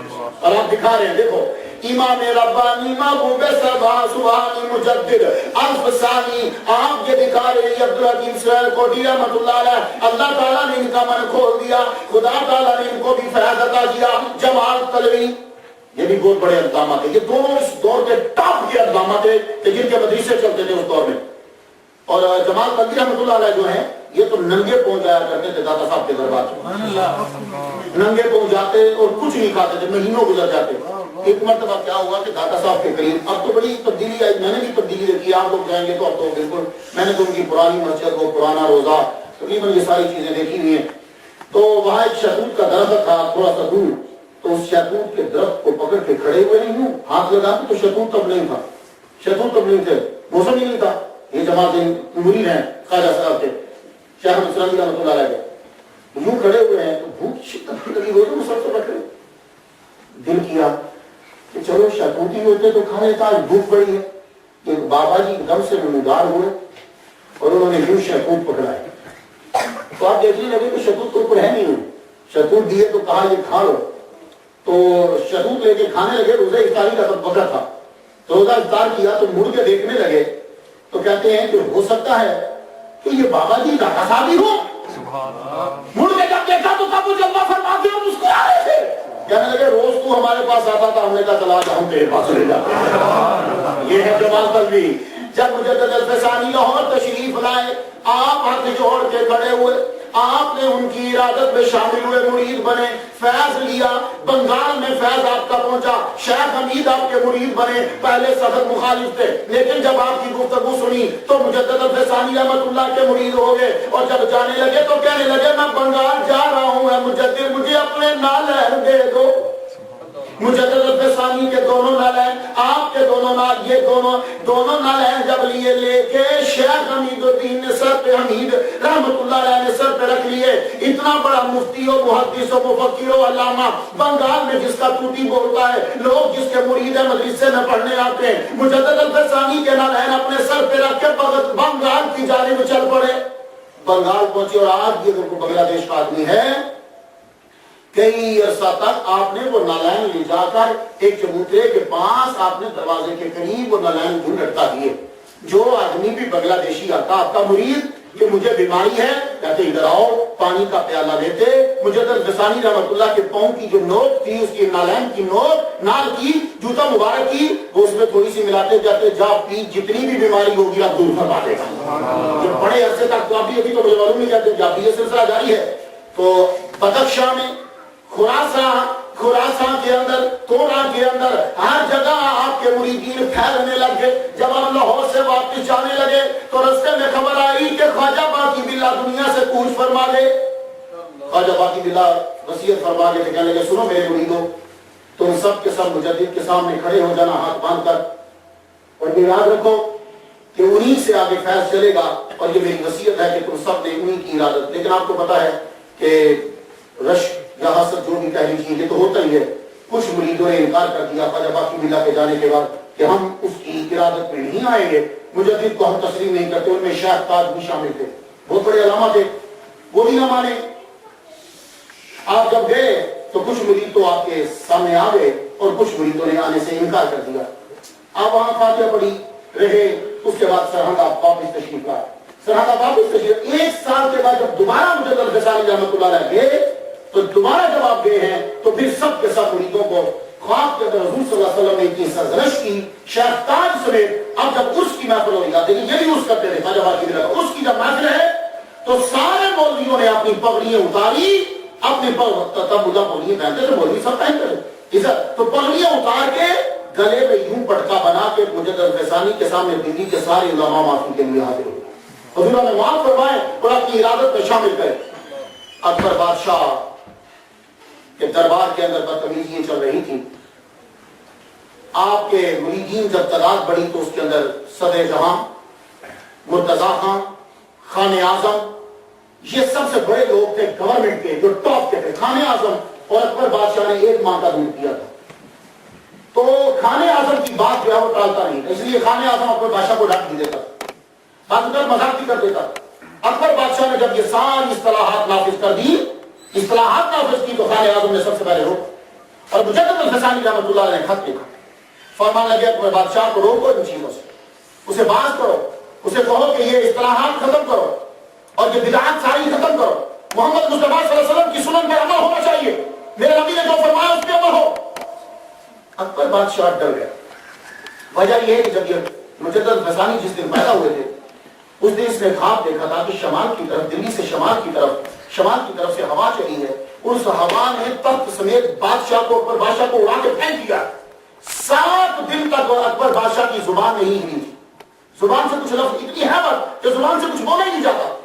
اب جب آپ کا یہ لیٹر پہنچا تو کچھ کام گیا، کیا لگا ٹھیک ہے اعلان کروا دو کہ جو چاہے وہ عمل کرے، جو چاہے وہ عمل نہ کرے. اس کے لیے ہم ایک دن دربار لگاتے ہیں. اب اکبر بادشاہ ایک دربار لگا لے. آپ سنیے ذرا مجدد نے کیا کمال کیا. یہ آپ کا پہلا امتحان شروع ہوا، تبلیغ شروع. اکبر بادشاہ نے اعلان کر دیا میرے محل کے اندر 2 دربار لگیں گے، ایک دربار اکبری، ایک دربار محمدی. دربار اکبری بھی سجایا جائے گا، دربار محمدی سجایا جائے گا، اور لوگوں کو اجازت ہوگی جو چاہے ادھر آ جائے، جو چاہے ادھر آ جائے، جدھر چاہو چلے جاؤ. اس کے بعد تم پکے. مجدد الفسانی رحمۃ اللہ کو بتایا گیا کہ حضور اکبر بادشاہ نے اعلان کیا کہ 2 دربار لگیں گے. آپ نے فرمایا اس کو کہہ دو یہ بدتمیزی مت کرو، تم تباہ ہو جاؤ گے. ایسا مت کرو، دربار محمدی ہی ہے، اپنا دربار ان کے برابر میں مت لگاؤ. لیکن اس نے اعلان کر دیا دربار لگا. اب سنیے دربار کیسے لگا. اپنے قریب اس نے دربار اکبری لگایا، ریشم منگوایا گیا، ریشم کی چادریں بچھاؤ، ریشم لگاؤ، خوبصورتی، پودے لگاؤ. دربار خوبصورت ہونا چاہیے، لکڑی ٹاپ کی استعمال ہونی چاہیے. تمام بہترین جو شاہی باورچی ہیں وہ کھانا پکائیں، کھانے کی تمام اقسام وہاں رکھی جائیں. یہ دربار اکبری کی سائن ہے. اور برابر میں مقابل میں دربار محمدی بنا دی. پرانی لکڑی، اسٹیج گھٹیا، اور کھانے جو ہیں وہ کہ بد مزاج کوئی عام آدمی بھی نہ کھائے. اور کہا اب تمہارا اختیار ہے کہ جو دربار محمدی میں جانا چاہتا ہے وہ ادھر چلا جائے، جو دربار اکبری میں جانا چاہتا ہے وہ ادھر چلا جائے. جب مجدد الفسانی رحمۃ اللہ علیہ کو پتا چلا، آپ نے فرمایا میں خود اب جاؤں گا. یہ آپ کی دربار میں انٹری ہے پہلی. فرمایا کہ ہم جائیں گے. اپنے مریدوں کو لیا، بادشاہ نے اعلان کر دیا. اوپر وہ بیٹھا ہوا بالکنی میں، نیچے دربار اکبری بھی لگ گیا، دربار محمدی بھی لگ گیا. دربار اکبری لگا ساری خوبصورت چیزیں، دربار محمدی لگا کوئی بھی خوبصورت چیز اس نے نہ رکھی. مجدد الفسانی خان اعظم کے ساتھ، مرتضیٰ کے ساتھ، صدر جہاں کے ساتھ، اپنے مریدین کے ساتھ آپ دربار محمدی میں جا کے بیٹھ گئے. دربار اکبری میں لوگ بیٹھنے لگے. ایک سید زادہ دربار محمدی سے اٹھ کے دربار اکبری میں جانے لگا، اس لیے کہ وہ اکبر بادشاہ کا ملازم تھا، میری ملازمت بچ جائے. جب وہ اٹھ کے جانے لگا، مجدد الفسانی کا ایک مرید بولا اے سید زادے، کل جب قیامت کو تیرے نانے کا دربار لگے گا پھر کدھر جائے گا. سبحان اللہ، سبحان اللہ. اتنا جملہ کہنا تھا کہ سید زادہ بیچ میں واپس پلٹ آیا. نوکری گئی بھاڑ میں. مجدد الفسانی رحمۃ اللہ کے ساتھ بیٹھتا. مجدد الفسانی جب روٹی شروع ہوئی، وہ اکبر بادشاہ اوپر دیکھ رہا، نیچے لوگ روٹی کھا رہے ہیں، یہاں مزے مزے کے کھانے. دربار محمدی میں کوئی ذائقہ ہی ٹیسٹی نہیں. آپ جب کھانا آپ شروع کیا تناول، خان اعظم آپ کے ساتھ ہے، مرتضیٰ، صدر جہاں، آپ کے مریدین، غنی ادھر، باقی سب ادھر. آپ نے لقمہ منہ میں لیا اور نیچے سے مٹی اٹھا کے، مٹی جب اٹھا کے یوں رکھی اور اپنے مرید سے کہا کہ میں تیری طرف دیکھ رہا ہوں، تو نیچے اتر کے ایک سرکل، ایک دائرہ لگا دے دربار محمدی کے پورے گرد. وہ نیچے گیا مرید. آپ نے یوں مٹی ہاتھ میں پکڑی ہے اور لقمہ جو ہے وہ پہلے سے کھا لیا ہے. کیوں ایسا ہو کہ یہاں کا کھا دربار محمدی کا جیسا بھی ہو دنیا سے لذیذ ترین کھا منہ میں ڈال لیا. اس نے جا کے دائرہ پہنچا، وما رمیت اذ رمیت ولکن اللہ رما. مجدد الفسانی نے یوں مٹی لے کے دربار اکبری کی طرف پھینکی. مٹی کا پھینکنا تھا کہ اتنی تیز اور گرم، صرف ہوا نہیں، گرم ہوا چلی، ہوا میں خیمے اکھیڑ گئے. خیمے اکھیڑے، میرے جتنی وہ اکڑی, وہ جو قلعہ ہوتا ہے وہ میخیں اکڑی, اکڑ کے میخ وہ اوپر, کئی بندے مر گئے, اور ہوا اتنی تیز چلی کہ بادشاہ بالکنی سے اکبر بادشاہ دیکھ رہا تھا. وہ دروازے کا استعمال اتنی تیزی سے ایسے ایسے کبھی دیکھا آپ نے کہ جب ہوا چلتی ہے تو یوں لگتا ہے. وہ 7 مرتبہ اکبر بادشاہ کے سر میں لگا, 7 دن اکبر بادشاہ جیا, 7ویں دن مر گیا. سبحان اللہ. اس کرامت سے مجدد فسانی پوری انڈیا میں, ہندوستان میں, پاکستان میں, ایران تک آپ کی شہرت پھیل گئی, سب لوگ آپ کے مرید ہو گئے. آپ وہاں سے واپس پلٹے, جہانگیر اس کے بعد جو ہے وہ تخت نشین ہوا, لیکن بدعات پھر بھی جاری. جو چیزیں وہ کرتا تھا جہانگیر بھی وہی بدعتیں کر رہا ہے. آپ مسلسل خط لکھ رہے, ان چیزوں سے بعد آ جاؤ. آپ کے مریدین بڑھنے لگے. آپ نے فرمایا جتنے بھی صوفیاء ہو وحدت الوجود اب چھوڑ دو. اللہ تعالیٰ نے مجھے وحدت الشہود عطا فرما دیا ہے, تم نے وحدت الوجود کا غلط نظریہ عام کیا ہے, اس کی آگے تشریحات تم نے غلط کی ہیں. اصل میں وحدت الشہود ہے. یہ ساری کائنات اللہ تعالیٰ کی صفات کا مظہر ہے. میرا رب کسی ایک چیز میں اگر آ جائے تو مقید ہو جائے گا, جو مقید ہو جائے وہ رب نہیں ہو سکتا. اس لیے وحدت الوجود اب چھوڑو, تمہیں سمجھ نہیں آئے گی. میں عزت کرتا ہوں, تعظیم کرتا ہوں محی الدین ابن عربی رحمۃ اللہ علیہ کی, لیکن تم ان کے فلسفے کو سمجھ نہیں سکے. اور سنو, وحدت الوجود وجود ولایت صغرا ہے, اور وحدت الشہود یہ ولایت کبرا ہے. میں اپنے مریدوں کو اور سارے ہندوستان کو ولایت صغرا سے اٹھا کر ولایت کبرا عطا کر رہا ہوں. یہ اس کے اوپر ایم اے میں پورا ایک لیکچر ہوتا ہے, لیکن میں جانا نہیں چاہتا, بڑا مشکل ہے, مجھے بات آگے بڑھانا ہے. آپ نے جہانگیر کا دور شروع ہوا تو جہانگیر نے بھی وہی بدعت شروع کر دی. جہانگیر کا وزیر بنا آصف جاہ. آصف جاہ سالہ تھا جہانگیر کا, بھائی لگتا تھا نور جہاں کا. اب ظاہر ہے کہ جب یہ سالہ صاحب جو کہیں گے وہی بات چلے گی, تو یہ کیا کرتا تھا, کچھ نہ کچھ ڈھونڈتا رہتا تھا. ایران سے نور اللہ شوستری کو منگایا گیا. نور اللہ شوستری کو لاہور کا قاضی بنایا گیا. لاہور کا قاضی بنا, اس نے مجالس المومنین لکھی ہے. یہ ساری بدتمیزی ہمارے اسلام میں ارتقا کے ہو رہی ہیں. اس نے کہا جا کے جہانگیر کو, یہ جو صحابہ ہے نا 3, ان پر گالیاں دینا جو ہے وہ اب اعلان کر دیجیے کہ ہندوستان میں ہر جگہ پہ ان پہ گالیاں دی جائیں. استغفر اللہ. یہ اعلان پاس کروانا ہے. اس کے علاوہ سارے چیزیں جو ہیں وہ اکٹھی کر دی, سب نے اس کے کان بھر دی. اب اسے معلوم تھا کہ یہ لا پاس کرانے سے پہلے مجدد الفسانی کو قتل کروانا, شہید کروانا یا کہیں ٹھکانے لگانا ضروری ہے. روزانہ ان کے کان بھرتا رہتا جہانگیر کے. یہ جو مجدد الفسانی ہے, یہ شیخ احمد, یہ اپنی تعداد کو اکٹھا کر کے آپ سے سلطنت چھیننا چاہتا ہے.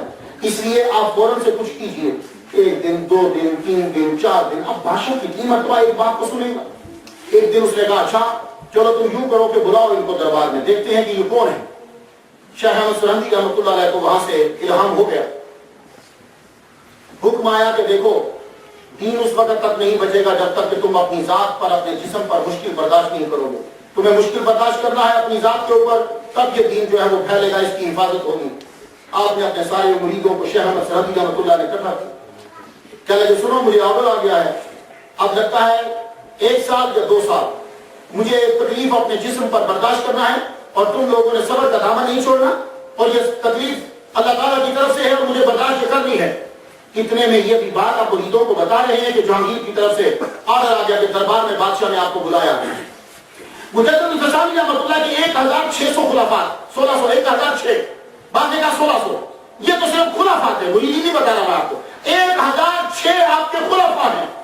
آپ نے سارے چھوڑے, اپنے دونوں بیٹوں کو چھوڑا, صرف 5 مرید لے کر جہانگیر کے دربار میں پہنچے.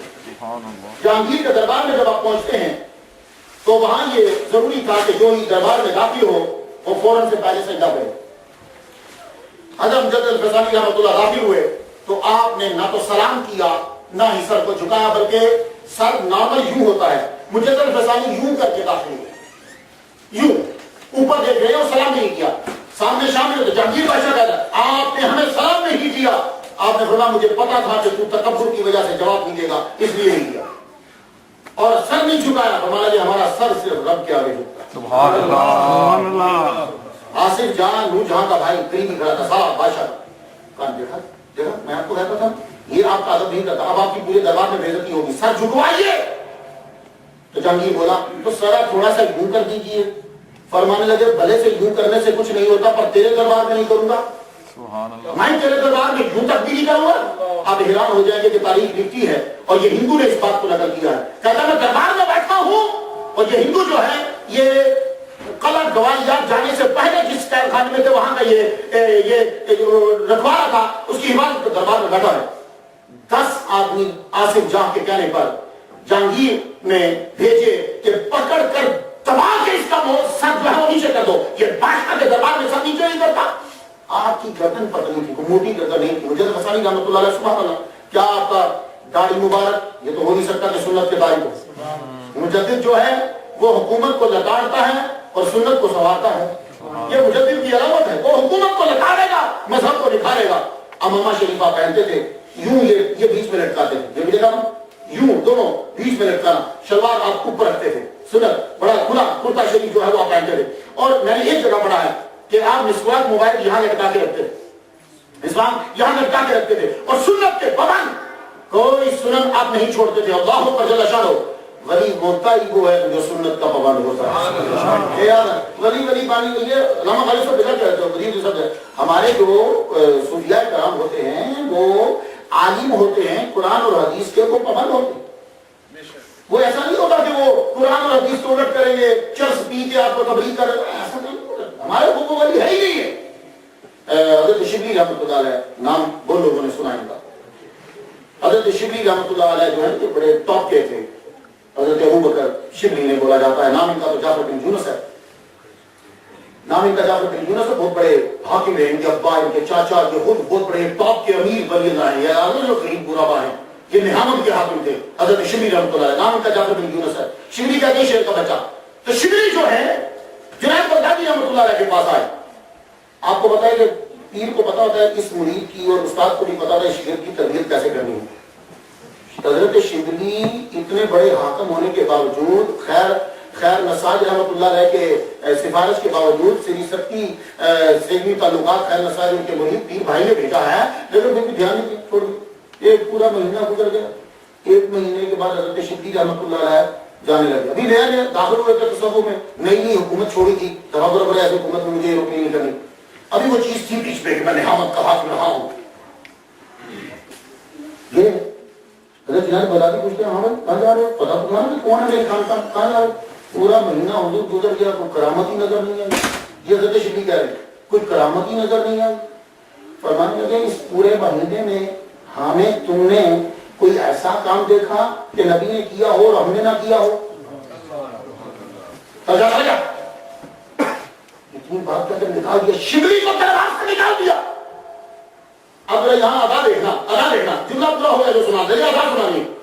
شبلی رحمۃ اللہ علیہ 1 ماہ کے بعد پھر جنگل میں پھرتے پھرتے آ گئے۔ السلام علیکم۔ جنید بغدادی رحمۃ اللہ نے وعلیکم السلام تو کیا دیا، ہاتھ پکڑ کے گھما دیا۔ کیوں؟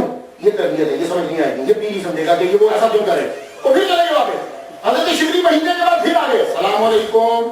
وعلیکم السلام، ہاتھ جھڑک دیا۔ تیسرے مہینے پھر آ گئے شبلی رحمۃ اللہ علیہ۔ اب میرا جملہ سننا، یہ ادائیں ہیں، یہ اب اعتراض نہ کریں، یہ ادائیں ہیں۔ جب وہ ہاتھ جھٹکنے لگے گا، کہتے ہیں جنید بغدادی سے، آپ تو کہتے ہو کہ وہ سنت کے خلاف کام کو نہیں کرتا، یہ ہاتھ جھٹکنا کون سی سنت ہے؟ یہ ہاتھ جھٹکنا تو پائے ہے، کیا مسکراہٹ آئی حضرت جنید بغدادی رحمۃ اللہ پہ؟ آپ نے سینے سے لگا، فرمانے لگے میں تیرے دل سے وہ حاکمیت کا جراثیم ختم کرنا چاہتا تھا کہ وہ تیرے ذہن میں حاکمیت کا جراثیم نہ رہے، ورنہ ہم جانتے ہیں اللہ کا جل شانہ۔ تو بھائی یہ عالم، ان کی کیا چہرہ مبارک دربار میں داخل ہوئے، 10 بندوں نے پکڑ کر آپ کے سر کو دبایا، گردن کی پتلی سی، ناک میں سے خون نکل آیا پر گردن نہ جھکا پایا۔ تو ہندو بیٹھا ہوا اتنا متاثر ہوا آپ کے جذبے سے اور حقانیت سے، جہانگیر نے کہا فوراً پکڑ کے ان کو لے جاؤ۔ ہندو کھڑا ہوا، جی میں لے جاؤں ان کو اپنے قلعے کے اندر قید کر دوں، وہاں سخت نظر رکھوں گا؟ جہانگیر نے کہا تم لے جاؤ۔ لے کر گئے تو پیچھے سے شورش مچا ہوگی، محافظ خان، خان اعظم، صدر جہاں، مشتبہ، سب کے سب بغاوت ہو گئی۔ اللہ کا جل شانہ، جہانگیر نے آرڈر دیا کہ ان کو یہاں سے پکڑ کے قلعہ گوالیار کے اندر بند کر دیا جائے۔ یہ 25 مائل 24 مائل دور ہے، پہاڑی کے اوپر سب سے خطرناک قلعے میں جا کے بند کر دیا گیا۔ آپ نے قلعے میں پہنچ کے حضرت یوسف علیہ السلام کی سنت ادا کرتے ہوئے قلعے میں بھی تبلیغ کرنا شروع کر دی۔ کہ اس جیل کے اندر بھی کئی لوگوں کو مرید بنایا، جو دشمن تھے وہ بھی آپ کے ماننے والے آپ کے مرید بن گئے، اور ادھر سے خان اعظم محبت خان انہوں نے بغاوت کر دی۔ بغاوت جب کی تو جہلم آپ نے سنا ہوگا، لاہور کے حضرت صاحب کو معلوم ہے، جہلم کے دریا کے اوپر لڑائی جہانگیر اور محبت خان، لڑائی شروع ہوگی۔ اب وہ جنرل ہے کمانڈر ان چیف ہے فوج کو جانتا، اس نے ایسا پنترا بدلا، جہانگیر بھی پکڑا گیا، نور جہاں بھی پکڑی گئی، آصف جہاں بھی پکڑا گیا، تینوں کے تینوں پکڑے گئے، تینوں گرفتار ہو گئے۔ گرفتار ہو گئے اندر بند کر دیا، اندر بند کیا تو لیٹر لکھا قلعہ گوالیار کے اندر، قلعہ گوالیار میں حضرت کو پیر و مرشد، بادشاہ بھی قید، ملکہ بھی قید، وزیر خبیث بھی قید، سب قید، آپ تشریف لائیے اور تخت پر بیٹھیے۔ اب بتاؤ ہم ہوتے یا آپ کا کیا ہوتا تو ہندوستان کا تخت اکبر بادشاہ کے بعد خالی ہے، اور آپ کے سارے فوجی، سارے جنرل آپ کے مرید، فوج آپ کے ساتھ، ایران تک آپ کے ماننے والے۔ اب اگر کوئی ملا ہوتا تو فوراً تخت پہ بیٹھ جاتا، تاریخ چینج ہو جاتی۔ آپ نے قلعے کے اندر سے، جیل میں سے خط لکھا، محمد خان تجھے پیر آدم دیتا ہے، بادشاہ کو تخت پہ بیٹھا اور اسی طرح ہاتھ باندھ کے کھڑا ہو جیسے پہلے کھڑا ہوتا تھا، پر سجدہ مت کرنا۔ یہ ہے مجدد۔ اسی وقت چھوڑا، جہانگیر کو چھوڑا، نور جہاں کو چھوڑا، تخت پہ بٹھایا، آگے یوں کھڑے ہوئے جیسے کھڑے ہوتے تھے، کہا میں سجدہ تمہیں نہیں کرتا، لیکن ایک بات تجھے دکھا دو جہانگیر، جس کی تو مخالفت کرتا تھا اسی پیر کی آرڈر کی وجہ سے میں نے تیرا سر قلم نہیں کیا، تجھے میں نے دوبارہ تخت پہ بٹھایا۔ اب جہانگیر کی آنکھ کھلی، ہوش آیا، کہنے لگا حضور کو بلاؤ، قلعہ سے نکالو، وہ واپس آئیں تو میں ان کی زیارت کرنا چاہتا ہوں، میں خدمت کرنا چاہتا ہوں۔ آپ کو آرڈر پہنچا کے بادشاہ نے آرڈر دے دیا، قلعے سے نکلو، فرمانے لگے میں نہیں نکلوں گا جب تک شرطیں پوری نہ ہوں گی۔ یہی حضرت یوسف علیہ السلام نے کہا تھا جب بادشاہ نے کہا آپ آئیے دربار میں آ جائیے۔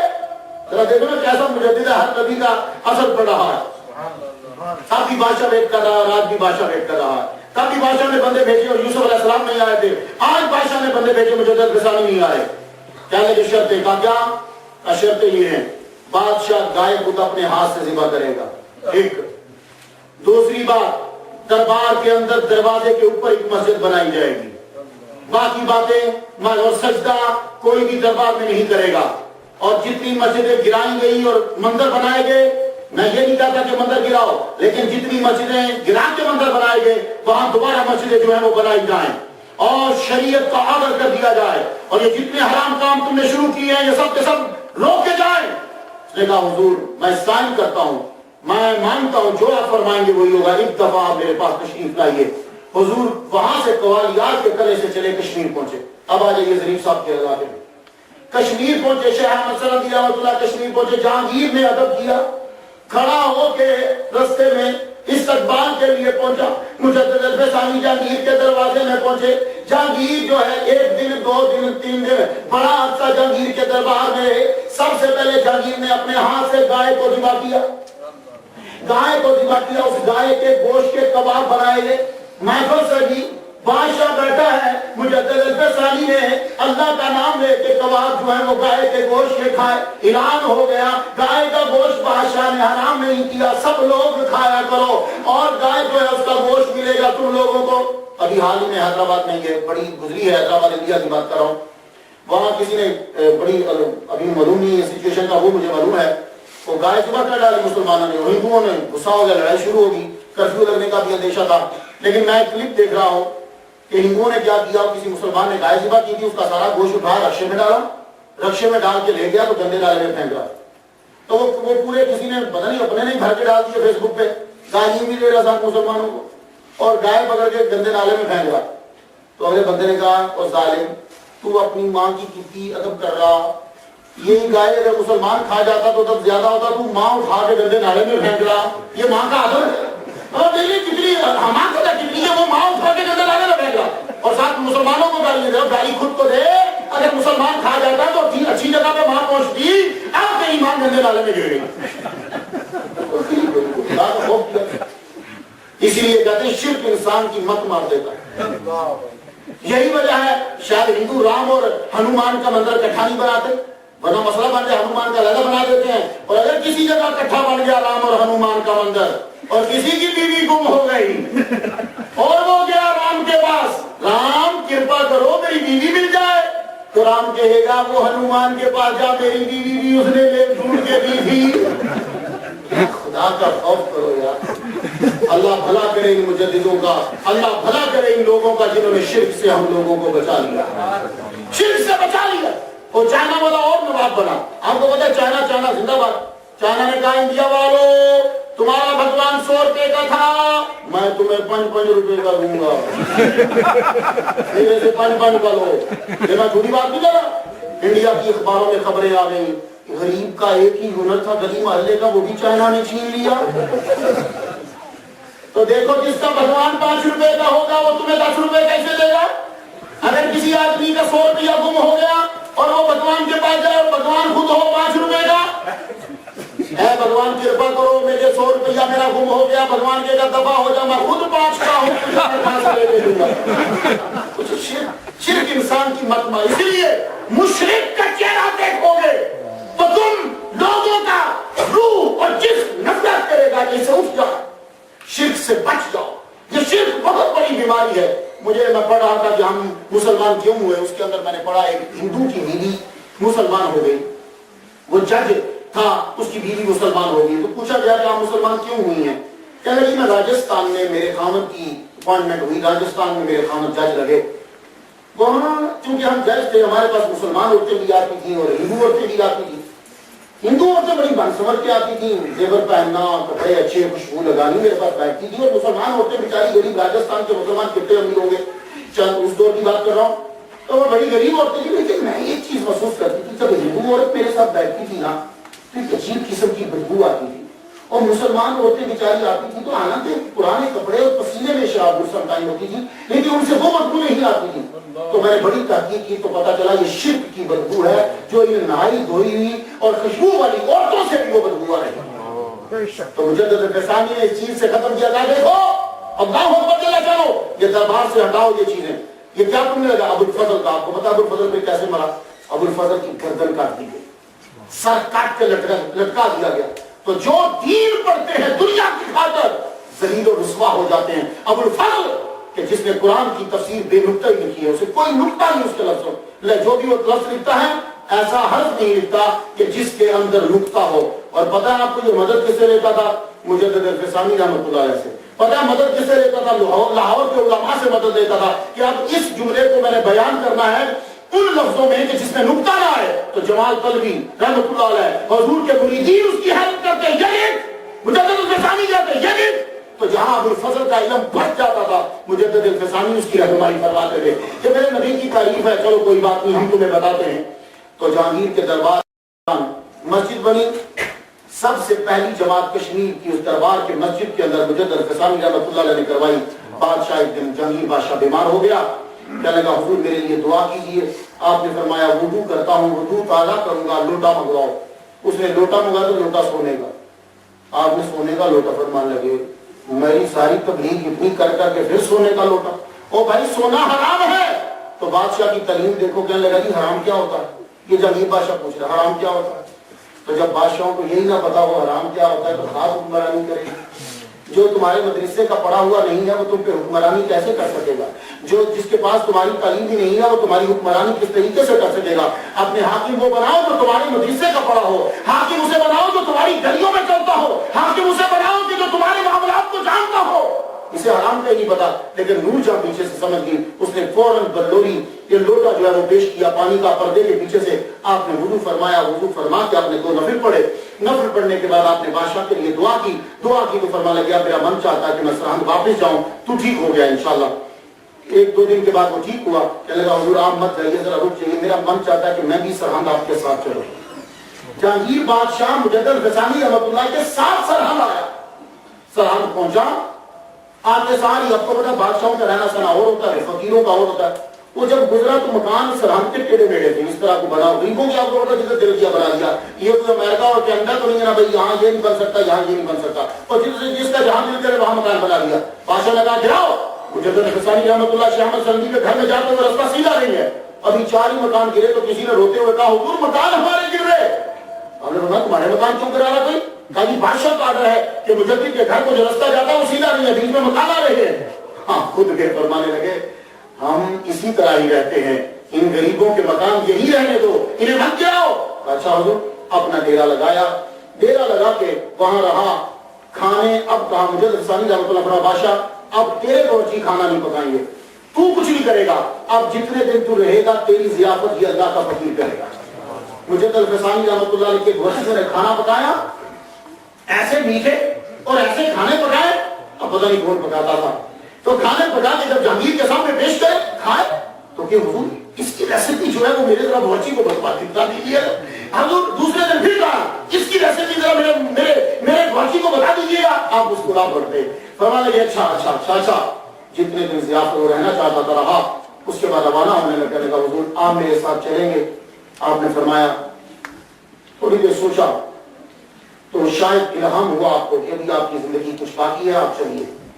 آپ کو یہ پتا چل گیا تھا اور الہام ہو چکا تھا کہ آپ صرف 63 سال زندہ رہیں گے اور یہ 62واں سال ہے، آپ چلیں۔ 19 سال گزر چکے ہیں جہانگیر کے ساتھ رہتے ہوئے، 19 سال بادشاہ کے ساتھ رہ کے ہندوستان میں کتنا ہمارے دین کو بچایا، اور آج ہم ان کا نام کم جانتے ہیں، ہم ان کے بارے میں کم فاتحہ پڑھتے ہیں، اور اتنے بڑے عالم دین 20 سال تک جہانگیر کی فوج میں رہ کے فوج کی تربیت، جہانگیر کے ساتھ رہ کے جہانگیر کی تربیت۔ آپ کے فرمایا ٹھیک ہے چلتا ہوں میں تمہارے ساتھ، کچھ کام یاد آئے، گنگا کے کنارے پہ جا کے ڈیرا لگا لیا، پڑاؤ کیا بادشاہ نے گنگا پہ، آپ نے وضو فرمانا تھا تو گنگا کا پانی لا کے فرمانا کہ میں گنگا کے پانی سے وضو نہیں کروں گا، یہ مجدد ہے، اس کے ہر کام میں کوئی رکتا، گنگا کے پانی سے وضو نہیں کروں گا، کیوں؟ کہا اس کی پوجا کرتے ہیں ہندو، اس کے اندر اشنان کرتے ہیں ہندو، اور آپ سن لیجیے گا جا کے تحقیق کر لیجیے، میں بڑی کتابوں میں پڑھا ہے، ہندو جب گنگا کے اوپر دنیا کا سب سے بڑا میلہ پانی پہ جو لگتا ہے وہ گنگا پہ لگتا ہے، پانی کے اوپر جو میلہ دنیا کا سب سے بڑا پانی کا میلہ لگتا ہے، اور کیسے لگتا ہے سن لو، یہ سب سے پہلے جاتے ہیں اپنے پروہت کے پاس، وہ کیا کرتا ہے کہ گائے کا یورین ان کو دیتا ہے، اس سے یہ ہاتھ اور منہ دھوتے ہیں، اس کے بعد یہ چھلانگ لگاتے ہیں گنگا کے اندر کہ اب ہم پاک ہو گئے، یہ بات یاد ہے۔ اس کا اسی لیے شاہ رب الحق صاحب مکہ سے مجھے دعا کیجیے اللہ تعالیٰ سے کامل اجر عطا فرمائے۔ شاہ رب الحق صاحب فرماتے تھے بھائی بڑے دھیان سے ہندو کی مٹھائی کھایا کرو، کیونکہ ان کے نزدیک گائے کا پیشاب بھی متورک ہوتا ہے، کھوچا یہ بھی زمزم کی طرح سمجھ کے چھڑکتے ہوں۔ بڑے لوگوں سے میں نے سنا کوئی ہندو مٹھائی بڑی زبردست بناتا ہے، اچھا دیکھ کے ٹیسٹ میں ڈیولپمنٹ تو نہیں ہوگی جی، وہ خدا کہو کیا کرو اپنے مسلمانوں کے ہاتھ کی مٹھائی کھایا کرو۔ تو یہ شاید اللہ صاحب اللہ دعا ان پر رحمت میں کروڑوں ان کی زندگی جو ہے سال اور بڑھے، کیونکہ ایسے لوگوں کی ہمیں ضرورت ہوتی ہے۔ اللہ جل شانہ مجدد ثانی نے فرمایا میں گنگا کے پانی سے وضو نہیں کروں گا، کہا حضور پھر کیا کریں؟ فرمانے لگے جاؤ کہیں اور سے میرے لیے پانی ڈھونڈ کر، 9 مائل دور بندہ جاتا تھا، وہاں ایک کنواں تھا، وہاں سے پانی لے کر آتا، مجدد ثانی اس پانی سے وضو فرماتے، پھر نماز جو ہے وہ ادا کرتے۔ اس کے بعد جب بادشاہ اپنی جگہ پہ پہنچ گیا، آپ نے فرمایا مجھے اجازت دیجیے میں چاہتا ہوں خواجہ میری چشتی رحمۃ اللہ علیہ کے دربار پہ حاضری دے دوں۔ آپ وہاں پہنچے، آپ نے مراقبہ کیا، علامہ غالب صاحب سے ہم نے سماعت کیا کہ کشف آپ کا بڑا زبر، آپ کو معلوم ہو جاتا تھا کہ زمین پہ کیا ہے۔ ایک دفعہ آپ جنوب مشرق کی جانب زور کی نماز ادا کرنے کے بعد آپ گئے، سب سے پہلے ہندوستان کے اندر اگر نبیوں کے بارے میں کسی نے اطلاع دیا تو مجدد ثانی، ادروائز جمہور علماء کا یہ خیال تھا پہلے کہ ہندوستان میں کوئی نبی نہیں آیا، لیکن آپ نے فرمایا کہ 3 رسول آئے ہیں اور 40 جو ہیں کہ نبی آئے ہیں، یہ مجدد ثانی کی ایک روایت ہے، اور ایک روایت یہ ہے کہ 4 ٹوٹل آئے، یہ ایک روایت یہ، تو 3 رسول جو ہیں وہ انڈیا میں آئے، اور آئے بھی کہاں؟ سرہند میں آئے، یہ بات جان رکھیے، سرہند میں ان کی قبریں ہیں، اور آپ نے ٹیلے پہ چڑھ کے ظہر کی نماز کے بعد جب مراقبہ کیا تو مجدد ثانی فرمانے لگے کہ مجھے معلوم پڑا ہے کہ 3 رسولوں کی قبریں ہیں یہاں۔ یہ مجدد ثانی رحمۃ اللہ علیہ نے بتایا، تو اس کا مطلب یہ ہوا کہ انڈیا جو ہے، ہندوستان جو ہے بڑی متبرک زمین ہے کہ ہمارے ابا آدم بھی ادھر ہی آئے تھے پہلے، انشاءاللہ موقع ملا تو وہاں جائیں گے۔ اسی لیے سب سے بہترین مسالے جو ہیں وہ انڈیا کے ہیں پوری دنیا میں، یہ جو زیادہ تر لوگ مسلمان ہیں انڈیا سائڈ کے، یہ دریاؤں کے کنارے اور اس کے، یہ وہ عربی یہاں سے مسالے لینے آتے تھے، یہاں وہ کپڑا بیچتے تھے، یہاں سے مسالے، الائچی، یہاں کی کالی مرچ، یہاں کی لونگ، ایسا جو ذائقہ پوری دنیا میں نہیں ہے، جو مسالے کی کہیں نہیں ہے، یہ مسالے صدقہ ہے آدم کا۔ جب آدم علیہ السلام جنت سے آئے تو ان کے یہاں وہ پتا تھا، اس جنت کے پتے کی خوشبو کی وجہ سے رب نے آپ کو اتنے مسالے ادا کر دیے. سبحان اللہ. یہ نبیوں کی چیزیں ہوتی ہیں مس کی ہوئی اور مختلف جگہوں کی جن سے برکت حاصل ہوتی ہے. تو آپ نے یہ اطلاع دی تو آپ جب خواجہ صاحب کے دربار پہ پہنچے, خواجہ کے در پر بڑے بڑوں نے حاضری دی. ہر ایک کے لیے ضروری رہا کہ خواجہ کے در پہ حاضری دے. وہ فلم کا بادشاہ تھا, دنیا کا بادشاہ تھا, علم کا بادشاہ تھا, روحانیت کا بادشاہ تھا, وہ جو بھی تھا اسے ایک مرتبہ ضرور اس در پر حاضری دینا پڑی ہے کہ دیکھو اصل بادشاہ یہ لوگ ہوتے ہیں. یہی وجہ ہے کہ ایک انگریز نے انگلینڈ میں جا کے کہا, جب لوگوں نے پوچھا کہ بتاؤ تم نے انڈیا میں کیا دیکھا, توقع تھی کہ لال قلعے کا ذکر ہوگا, توقع تھی کہ شاید حرم منار کا ذکر ہوگا, توقع تھی کہ شاید تاج محل کا ذکر ہوگا. کہنے لگا انڈیا میں نے ایک چیز دیکھی, ایک قبر میں لیٹا ہوا سب زندوں پہ حکومت کر رہا ہے. سبحان اللہ. ایک قبر میں لیٹا ہوا سب زندوں پہ حکومت کر رہا ہے. اور اورنگزیب اس کو بھی مجدد کہا گیا. بات سن لو, مجدد جو ہوتا ہے یہ مجدد ضروری نہیں کہ ایک سینچری میں ایک ہی ہو. ابھی ڈاٹ نیٹ سے جو لسٹ جاری ہوئی ہے, کسی سینچری میں 6 مجدد ہیں اور کسی سینچری میں 3 مجدد ہیں, کسی سینچری میں 2 مجدد ہیں, کسی سینچری میں 4 مجدد ہیں, کسی سینچری میں 5 مجدد ہیں. اور جس دور میں اعلیٰ حضرت عظیم البرکت شاہ رضا بریلوی رحمۃ اللہ مجدد ہوئے, اعلیٰ حضرت کے .com سے یہ لسٹ نشر ہوئی کہ اس دور میں 3 مجدد تھے. سبحان اللہ. دوسرا مجدد جسے تسلیم کیا گیا وہ یوسف نبہانی رحمۃ اللہ علیہ. یہ میری لسٹ نہیں ہے, یہ اعلیٰ حضرت کے ویب سائٹ سے جاری ہوئی. تو اس لیے پریشان نہ ہوا کریں. اگر کوئی آدمی, میں نے اپنی کتاب میں لکھی بسم اللہ الرحمن الرحیم, اس میں نے لکھا تھا امیر دعوت اسلامی مجدد مسلک اہل سنت. یہ سب سے پہلے میں نے لکھا, بڑی پرانی 80s کی بات ہے. تو بھائی ایک دور میں کتنے ہی مجدد ہیں. اللہ تعالیٰ کسی کو 1 کوالٹی دیتا ہے, کسی کو 2 دیتا ہے, کسی کو 3 دیتا ہے. لیکن مجدد الفسانی جب تشریف لائے تو تمام اقطاب اکٹھے ہو گئے. غوث پاک بھی تشریف لائے, سب کے سب تشریف لائے. ہر ایک نے یہ کہا کہ فیض ہم دیں گے. غوث پاک نے بھی کہا میں فیض دوں گا.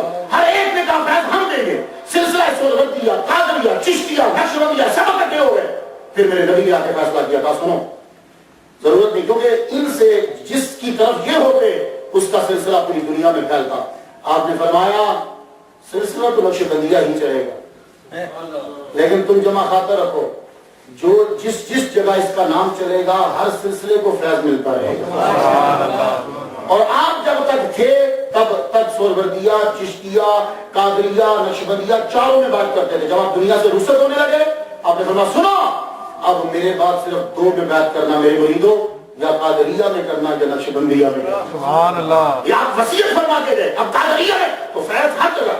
یہ مجدد جو ہیں آپ خود فرماتے ہیں, حالانکہ آپ کے دور میں شیخ عبداللہ محدث دہلوی رحمۃ اللہ علیہ بلند جیون ہیں, بڑے بڑے علامہ ہیں, شیخ وجیہ الدین ہیں, اور بھی علامہ بڑے مشہور ہیں. لیکن اللہ تعالیٰ نے فیض دیا تو فیض پہنچایا تو اس مجدد کے ذریعے سے پہنچایا. تو شیخ احمد سرہندی رحمۃ اللہ علیہ جب وہاں پہنچتے ہیں, یہ ایسی بارگاہ ہے کہ جہاں بڑے بڑے بادشاہ بھی پہنچے. اور اورنگزیب عالمگیر حاضری دینے کے لیے وہاں پہنچا. یہ باقی بادشاہ تو رہتے تقریباً وہاں تھے. مجدد الفسانی رحمۃ اللہ جب پہنچے تو اورنگزیب بھی عالمگیر بھی پہنچا تھا. ایک دفعہ رستے سے گزر رہا ہے تو ایک نبینا کو دیکھا کہ وہ آپ کے دربار پہ بیٹھا ہوا رو رہا ہے اور دعائیں مانگ رہا ہے. آپ نے فرمایا حافظ جی کتنے عرصہ ہو گیا؟ کہا بہت عرصہ ہو گیا, میں یہاں آنکھیں مانگ رہا ہوں کہ اللہ ان کے صدقے سے آنکھیں عطا فرما دے, پر مجھے آنکھیں مل رہی. فرمانے لگے حافظ جی میں جا رہا ہوں اندر سلام کرنے, میری واپسی تک تیری آنکھیں نہ آئیں تو میں تیری گردن اڑا دوں گا. اور 2 بندے اوپر بٹھا دیے. فرمانے لگے میرے درباریوں جی, ایک حافظ کے سجے ہو جائے, ایک حافظ کے کندھے ہو جائے. یہ حافظ بھاگے نہ, کیونکہ اگر کھیلے چھوڑ کے جاتے پیچھے سے حافظ بھاگ جاتا. اور آپ کو پتا جو نبینا ہوتا ہے اس کی حصے بڑی دیر ہوتی ہے.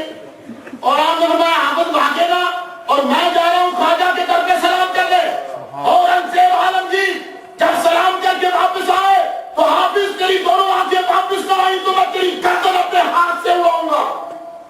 اورنگزیب عالمگیر رحمۃ اللہ علیہ واپس آئے تو حافظ دونوں آنکھوں سے دیکھ رہا تھا. سبحان اللہ. آپ مسکرا پڑے, یوں اس کے اللہ کے کندھے پہ آ کے لگے حافظ تو نے پہلے دل سے دعا منظور نہیں تھی, تو پہلے دل سے مانگتا تو میرے آنے سے پہلے ہی تیری آنکھیں تب کی آ چکی ہوتی. تو جب بندہ دل سے مانگتا رب عطا فرماتا ہے. مجھے رفضانی رحمۃ اللہ نے یوں مراقبہ کیا. مراقبہ کرنے کے بعد آپ کو بہت کچھ عنایات ہوئی. اس کے بعد جو وہاں کے مجھے تھے سجادہ انہوں نے آ کر حضور کو ایک چادر خاص عطا فرمائی. وہ خاص چادر وہ خود ہی رکھتے تھے. وہ چادر عطا کی آپ نے. وہ لی علامہ صاحب نے فرمایا کہ آپ نے وہ چادر کہا اپنے بیٹے سے کہ جب میں دنیا سے جاؤں تو میرے کفن کے ساتھ اس چادر کو رکھ دے. آپ واپس آ گئے. واپس جب آئے تو آپ کی عمر مبارک جو ہے وہ 62 مکمل ہو چکی ہے. آپ نے فرمایا کہ مجھے یہ الہام ہو چکا ہے کہ میری عمر بھی حضور کی سنت کے مطابق 63 سال ہی ہوگی. جیسے میرے نبی کی تھی ویسی ہی ان کی عمر اتنی ہوگی. 63 سال. 22 سفر ہوا تو 22 سفر کو آپ اپنے آبا و اجداد کی قبروں کے اوپر گئے. آپ نے قبروں پہ جا کے فاتحہ پڑھی اور آپ کا سختی سے ارادہ تھا. آپ سن لو کلمات جیسے ہمارے چیئرمین صاحب نے بدین صاحب نے کہا کہ اصل چیز آ گئی اور میں تقریر بھی ختم کرنے لگا ہوں. آپ نے اعلان فرمایا کوئی بندہ قبر کو چھونے گا نہیں. سختی سے آرڈر تھا کوئی قبر کو چھونے گا نہیں. یہ قبر کے گرد چکر اور دھمال ڈالنے آپ نے فرمایا یہ منع. یہ سما سمو آپ نے سختی سے منع کر دی. کیوں؟ اس لیے کہ وحدت الوجود کی تشریح ختم ہو گئی. فرمانا کہ یہ چیزیں ختم. آپ فرماتے تھے سنو یہ ریاضتیں اور یہ مجاہدے تمہیں میں سب سے مشکل ترین ریاضت اور اب سنو اب اصل خلاصہ ہے اور یہ کیلگری والا سب کے لیے ہے. آپ فرماتے تھے سنو سب سے مشکل مجاہدہ نماز ہے.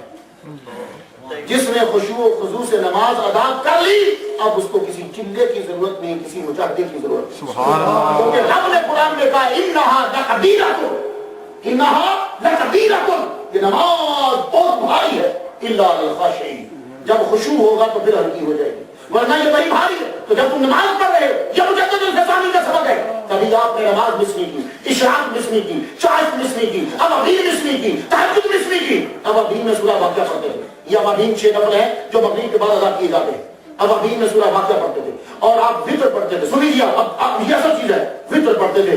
وتر کی پہلی رکعت میں سبح اسما دوسری رکعت میں قل یا ایھا الکافرون تیسری رکعت میں قل هو اللہ. اور جب آپ دعائے قنوت پڑھنے لگتے تھے تو قنوت شافعی کو قنوت حنفی میں ملا کر دونوں قنوتیں پڑھتے تھے.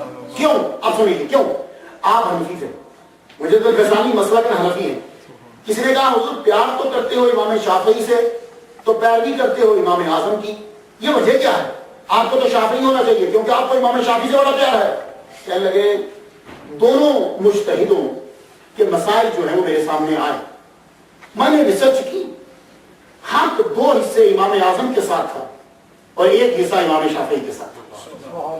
یہ علماء فقہ جو ہیں یہ سمجھیں گے. آپ اتنا ہی یاد رکھیے یہ نہیں جو کہ حق مینس جو اصل تحقیق ہے وہ دیکھی گئی. وہ تحقیق 2 حصے امام اعظم کے ساتھ. تو میں نے سوچ لیا کہ میں امام اعظم کی پیروی کروں گا زیادہ مسائل کے ساتھ. نوافل میں کبھی کبھی امام شافعی کی بات کی طرف جاتے تھے. یہ مسئلہ کر حنفی امام شافعی کا بڑا احترام کرتے تو دونوں قنوت ملا کر وتر میں پڑھتے وہ ادا کرتے اور عشاء کی نماز ضرور ادا کرتے. چاش کی نماز جو ہے وہ ضرور ادا کرتے. تہجد ضرور پڑھتے. عید آ گئی یہ آپ کی عید ہے یعنی سفر محرم ذی الحجہ. عید کا خطبہ دینے کے بعد آپ نے کہا سنو ہماری عمر پوری مکمل ہونے والی ہے. ہمیں 63 سال ملے تھے. 63 سال پورے ہونے میں چند دن باقی ہیں. میں یہ چیزیں تمہیں کہہ رہا ہوں سنو. سنت سب سے ضروری شے ہے. سنت چھوڑ کر تم کبھی کامیاب نہیں ہوگے. سنت کو پکڑ لو. یہ وہ مجدد کہہ رہا ہے کہ جس نے ہندوستان کے تخت کو اپنے جوتے کی نوک پر رکھ کے ٹھکرا دیا. وہ کہہ رہا ہے سنت کے بارے میں تمہیں قیامت کے دن پوچھا جائے گا. اور آج ہم لوگ میں امریکہ میں آپ کو ماشاءاللہ بڑے اچھے پابند ہیں. میں نے امریکہ میں لوگوں کو دیکھتا ہوں لاکھ لوگ نماز why are you not covering your head while offering namaz. کہتے ہیں جسٹ سننا. یہ تو صرف سننا ہے. وہ سر کو کور نہیں کر رہا. بولا یہ سننا ہے. دیکھو آپ کو ٹوپی نہیں ملتی نہ پہنو کوئی بات نہیں. آپ کو ٹوپی نہیں ملی آپ کے سر میں کوئی پرابلم ہے نہیں پہنو کوئی بات نہیں. لیکن حقیق کبھی نہ جانا. کیا بات ہے؟ ایک ہے سنت پہ عمل نہیں کر رہے. ایک ہے سنت کو حقیق جان رہے. ایک آدمی کی داڑھی نہیں ہے یہ الگ بات ہے. ایک آدمی داڑھی کی توہین کر رہا ہے یہ الگ بات ہے. داڑھی نہیں رکھی یہ اور بات ہے. یہ نبی کے اوپر ہے. لیکن داڑھی کی توہین کی اب رب کے اوپر ہے. جواب یاد رکھنا. داڑھی نہیں رکھی یہ نبی پر ہے. داڑھی کی توہین کر دی اب مسئلہ نبی کی عدالت سے نکل گیا کیونکہ تم نے اس کے محبوب کی توہین کی ہے. اب یہ خدا کی عدالت میں پہنچ گیا. اور ایک بات یہاں عرض کروں یہ تم اکثر کہتے ہو السلام علیکم وعلیکم السلام. اگر اللہ سلام نہیں لگتا تو السلام علیکم. اچھا السلام علیکم وعلیکم السلام. سلام کرنا سنت ہے جواب دینا واجب ہے.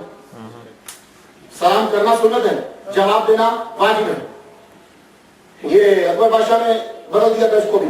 اس کے دربار میں کیا ہوتا تھا اللہ اکبر یہ سلام ہے. آگے سے دوسرا ہوتا تھا جل جلالہ کیا پکڑ بات؟ جیسے بھی آپ کو گڈ مارننگ، گڈ ایوننگ، یہ سارے بھائی یہ سلام نہیں ہوتے. تو السلام علیکم جو کہے یہ کہنا سنت، اور وعلیکم السلام کہنا واجب. آپ پوچھو علامہ غالب صاحب سے، علامہ غالب صاحب واجب ضروری ہوتا ہے یا سنت؟ بولے اصول میں یہ لکھا ہے کہ واجب ضروری ہوتا ہے. درجے کے لحاظ سے نہیں بات کرا کہ ویسے طاقت کے لحاظ سے یہ کہ آدمی کو وہ ضروری کرنا چاہیے، کرنا تو اسے بھی چاہیے. اچھا پھر یہ بتا دیجئے کہ سنت کا ثواب کتنا ہے؟ بولے جو السلام علیکم کہے گا اس کو 90 نیکیاں ملیں گی، جو وعلیکم السلام کہے گا اس کو 10 ملیں گی. سبحان اللہ. تو کام لے وہ لوگ جو سنت کو حقیقت سمجھتے تھے، یہاں سنت کا ثواب 90 نیکیاں ہیں اور واجب پر عمل کرنے کا ثواب 10 نیکیاں ہیں. سبحان اللہ. تو بھائی سنت کو کبھی حقیق نہ سمجھنا. یہ پگڑی رکھا، حضور نے ٹوپی بھی پہنی، ٹوپی بھی پہنا تھا، یہ مطلب نہیں ہے، لیکن کبھی کبھی پگڑی بھی پہن لیا. کیوں؟ جب تم جمعہ کے دن پگڑی پہن کر آتے ہو تو فرشتے جو دروازے پہ کھڑے ہوتے ہیں وہ یوں تمہیں سلوٹ کرتے ہیں. اس کا مطلب یہ نہیں ہے کہ جن لوگوں نے ٹوپی نہیں پہنی یا ننگے سر آیا، نہیں، یہ آپ کو فضیلت بتایا ہے. جب کبھی موقع ملے اپنے نبی کی سنت کو بھی پورا کر لو. ہر ایک کی آرزو ہوتی تھی کہ نبی کی سنن کو جو ہے وہ پورا کیا جائے. جتنی سنن ہیں اللہ جل شانہ 22 23 آپ نے لوگوں کو اکٹھا کیا. آخری دن آ گیا 27 یا 28.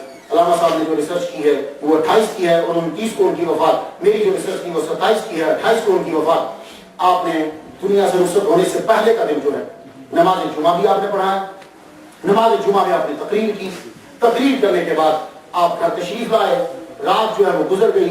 تہجد کی نماز آپ نے ادا کی ہے. تہجد کی نماز ادا کرنے کے بعد آپ جو ہے اشراق کی نماز بھی کہتے ہیں کہ اشاروں سے آپ نے ادا کی. اس کے بعد آپ یوں جو ہے وہ لیٹ گئے اور لیٹے. مجدد فسانی رحمۃ اللہ علیہ نے یوں ہاتھ رکھا یہ والا کان کے نیچے یوں رکھا اور قبلے کی جانب منہ کر کے آپ لیٹے اور ایک دم سے روح کف سے انسری سے پرواز کرنے لگی. 2 مرتبہ آپ کے منہ مبارک سے نکلا اللہ اللہ، یہ اللہ کہا. روح اللہ تعالیٰ نے واپس لے لی اور آپ کو وہیں سرہم شریف میں جس جگہ آپ نے کہا تھا وہاں آپ کو دفنا دیا گیا. اور آج پوری رحمتیں ان پر وہاں نازل ہوتی. پھر جہانگیر کو پتا چلا، جہانگیر کو معلوم ہوا کہ شاہ احمد سرہندی دنیا سے چلے گئے. وہ وہاں سے چلا دارالحکومت سے چل کے سرہند آیا. آپ کی قبر پہ کھڑا ہو کے اتنا رویا وہ کہ لوگ حیران ہو گئے کہ شاید یہ اپنے باپ کے مرنے پہ بھی اتنا نہیں رویا ہوگا جتنا شاہ احمد سرہندی رحمۃ اللہ علیہ کے جانے پہ یہ رویا. واقعی ہی رونا چاہیے، اس لیے کہ جب ایک عالم دنیا سے چلا جاتا ہے تو پورا عالم مر جاتا ہے، پورا عالم مر جاتا ہے. مجدد فسانی رحمۃ اللہ علیہ کی کلمات سید وکیل بن صاحب نے آپ کو مکتوبات کی شکل میں دکھائی ہیں. آپ کی وہ کلمات آج بھی موجود ہیں. آپ سب کے سب لوگ جو ہے ان کلمات کو پڑھو اور ان کو جو ہے ان کی کلمات اپنے بچوں تک پہنچاؤ. اللہ تعالیٰ سے دعا کرتے ہیں کہ اللہ تعالیٰ ہمیں بھی علم حاصل کرنے کے بعد آگے حضور صلی اللہ علیہ وآلہ وسلم کے پیغام کو آگے پہنچانے کی توفیق عطا فرمائے. وآخر دعوانا الحمدللہ. نعرہ تکبیر، نعرہ رسالت، یا رسول اللہ. بس آخر میں اپنے محترم مہمان حضرت علامہ مولانا سید صاحب سے نعیم صاحب بڑا مشکور ہوں کہ آپ اپنی مصروفیات میں سے آپ نے وقت نکالا اور آپ یہاں تشریف لایا. ماشاء اللہ کیونکہ مزہ آیا نہیں آیا. سبحان اللہ. الحمدللہ ایمان تازہ ہو گیا. اللہ تبارک و تعالیٰ علامہ صاحب کی عمر میں، اقبال میں، صحت میں، رزق میں، علم میں برکت عطا فرمائے. انشاءاللہ کل ہمارا پروگرام ایڈمنٹن میں ہے تو انشاءاللہ صبح ہم نے 8:30 کے قریب نکلنا ہے. وہاں پر ظہر کے بعد پروگرام ہے. اب انشاءاللہ وہیں سے شام کو واپس آ جائیں گے اور پھر علامہ صاحب ہیں وہ انشاءاللہ رات کی مقابلات میں جانا ہے. اپنی کچھ وجہ جائیں گے.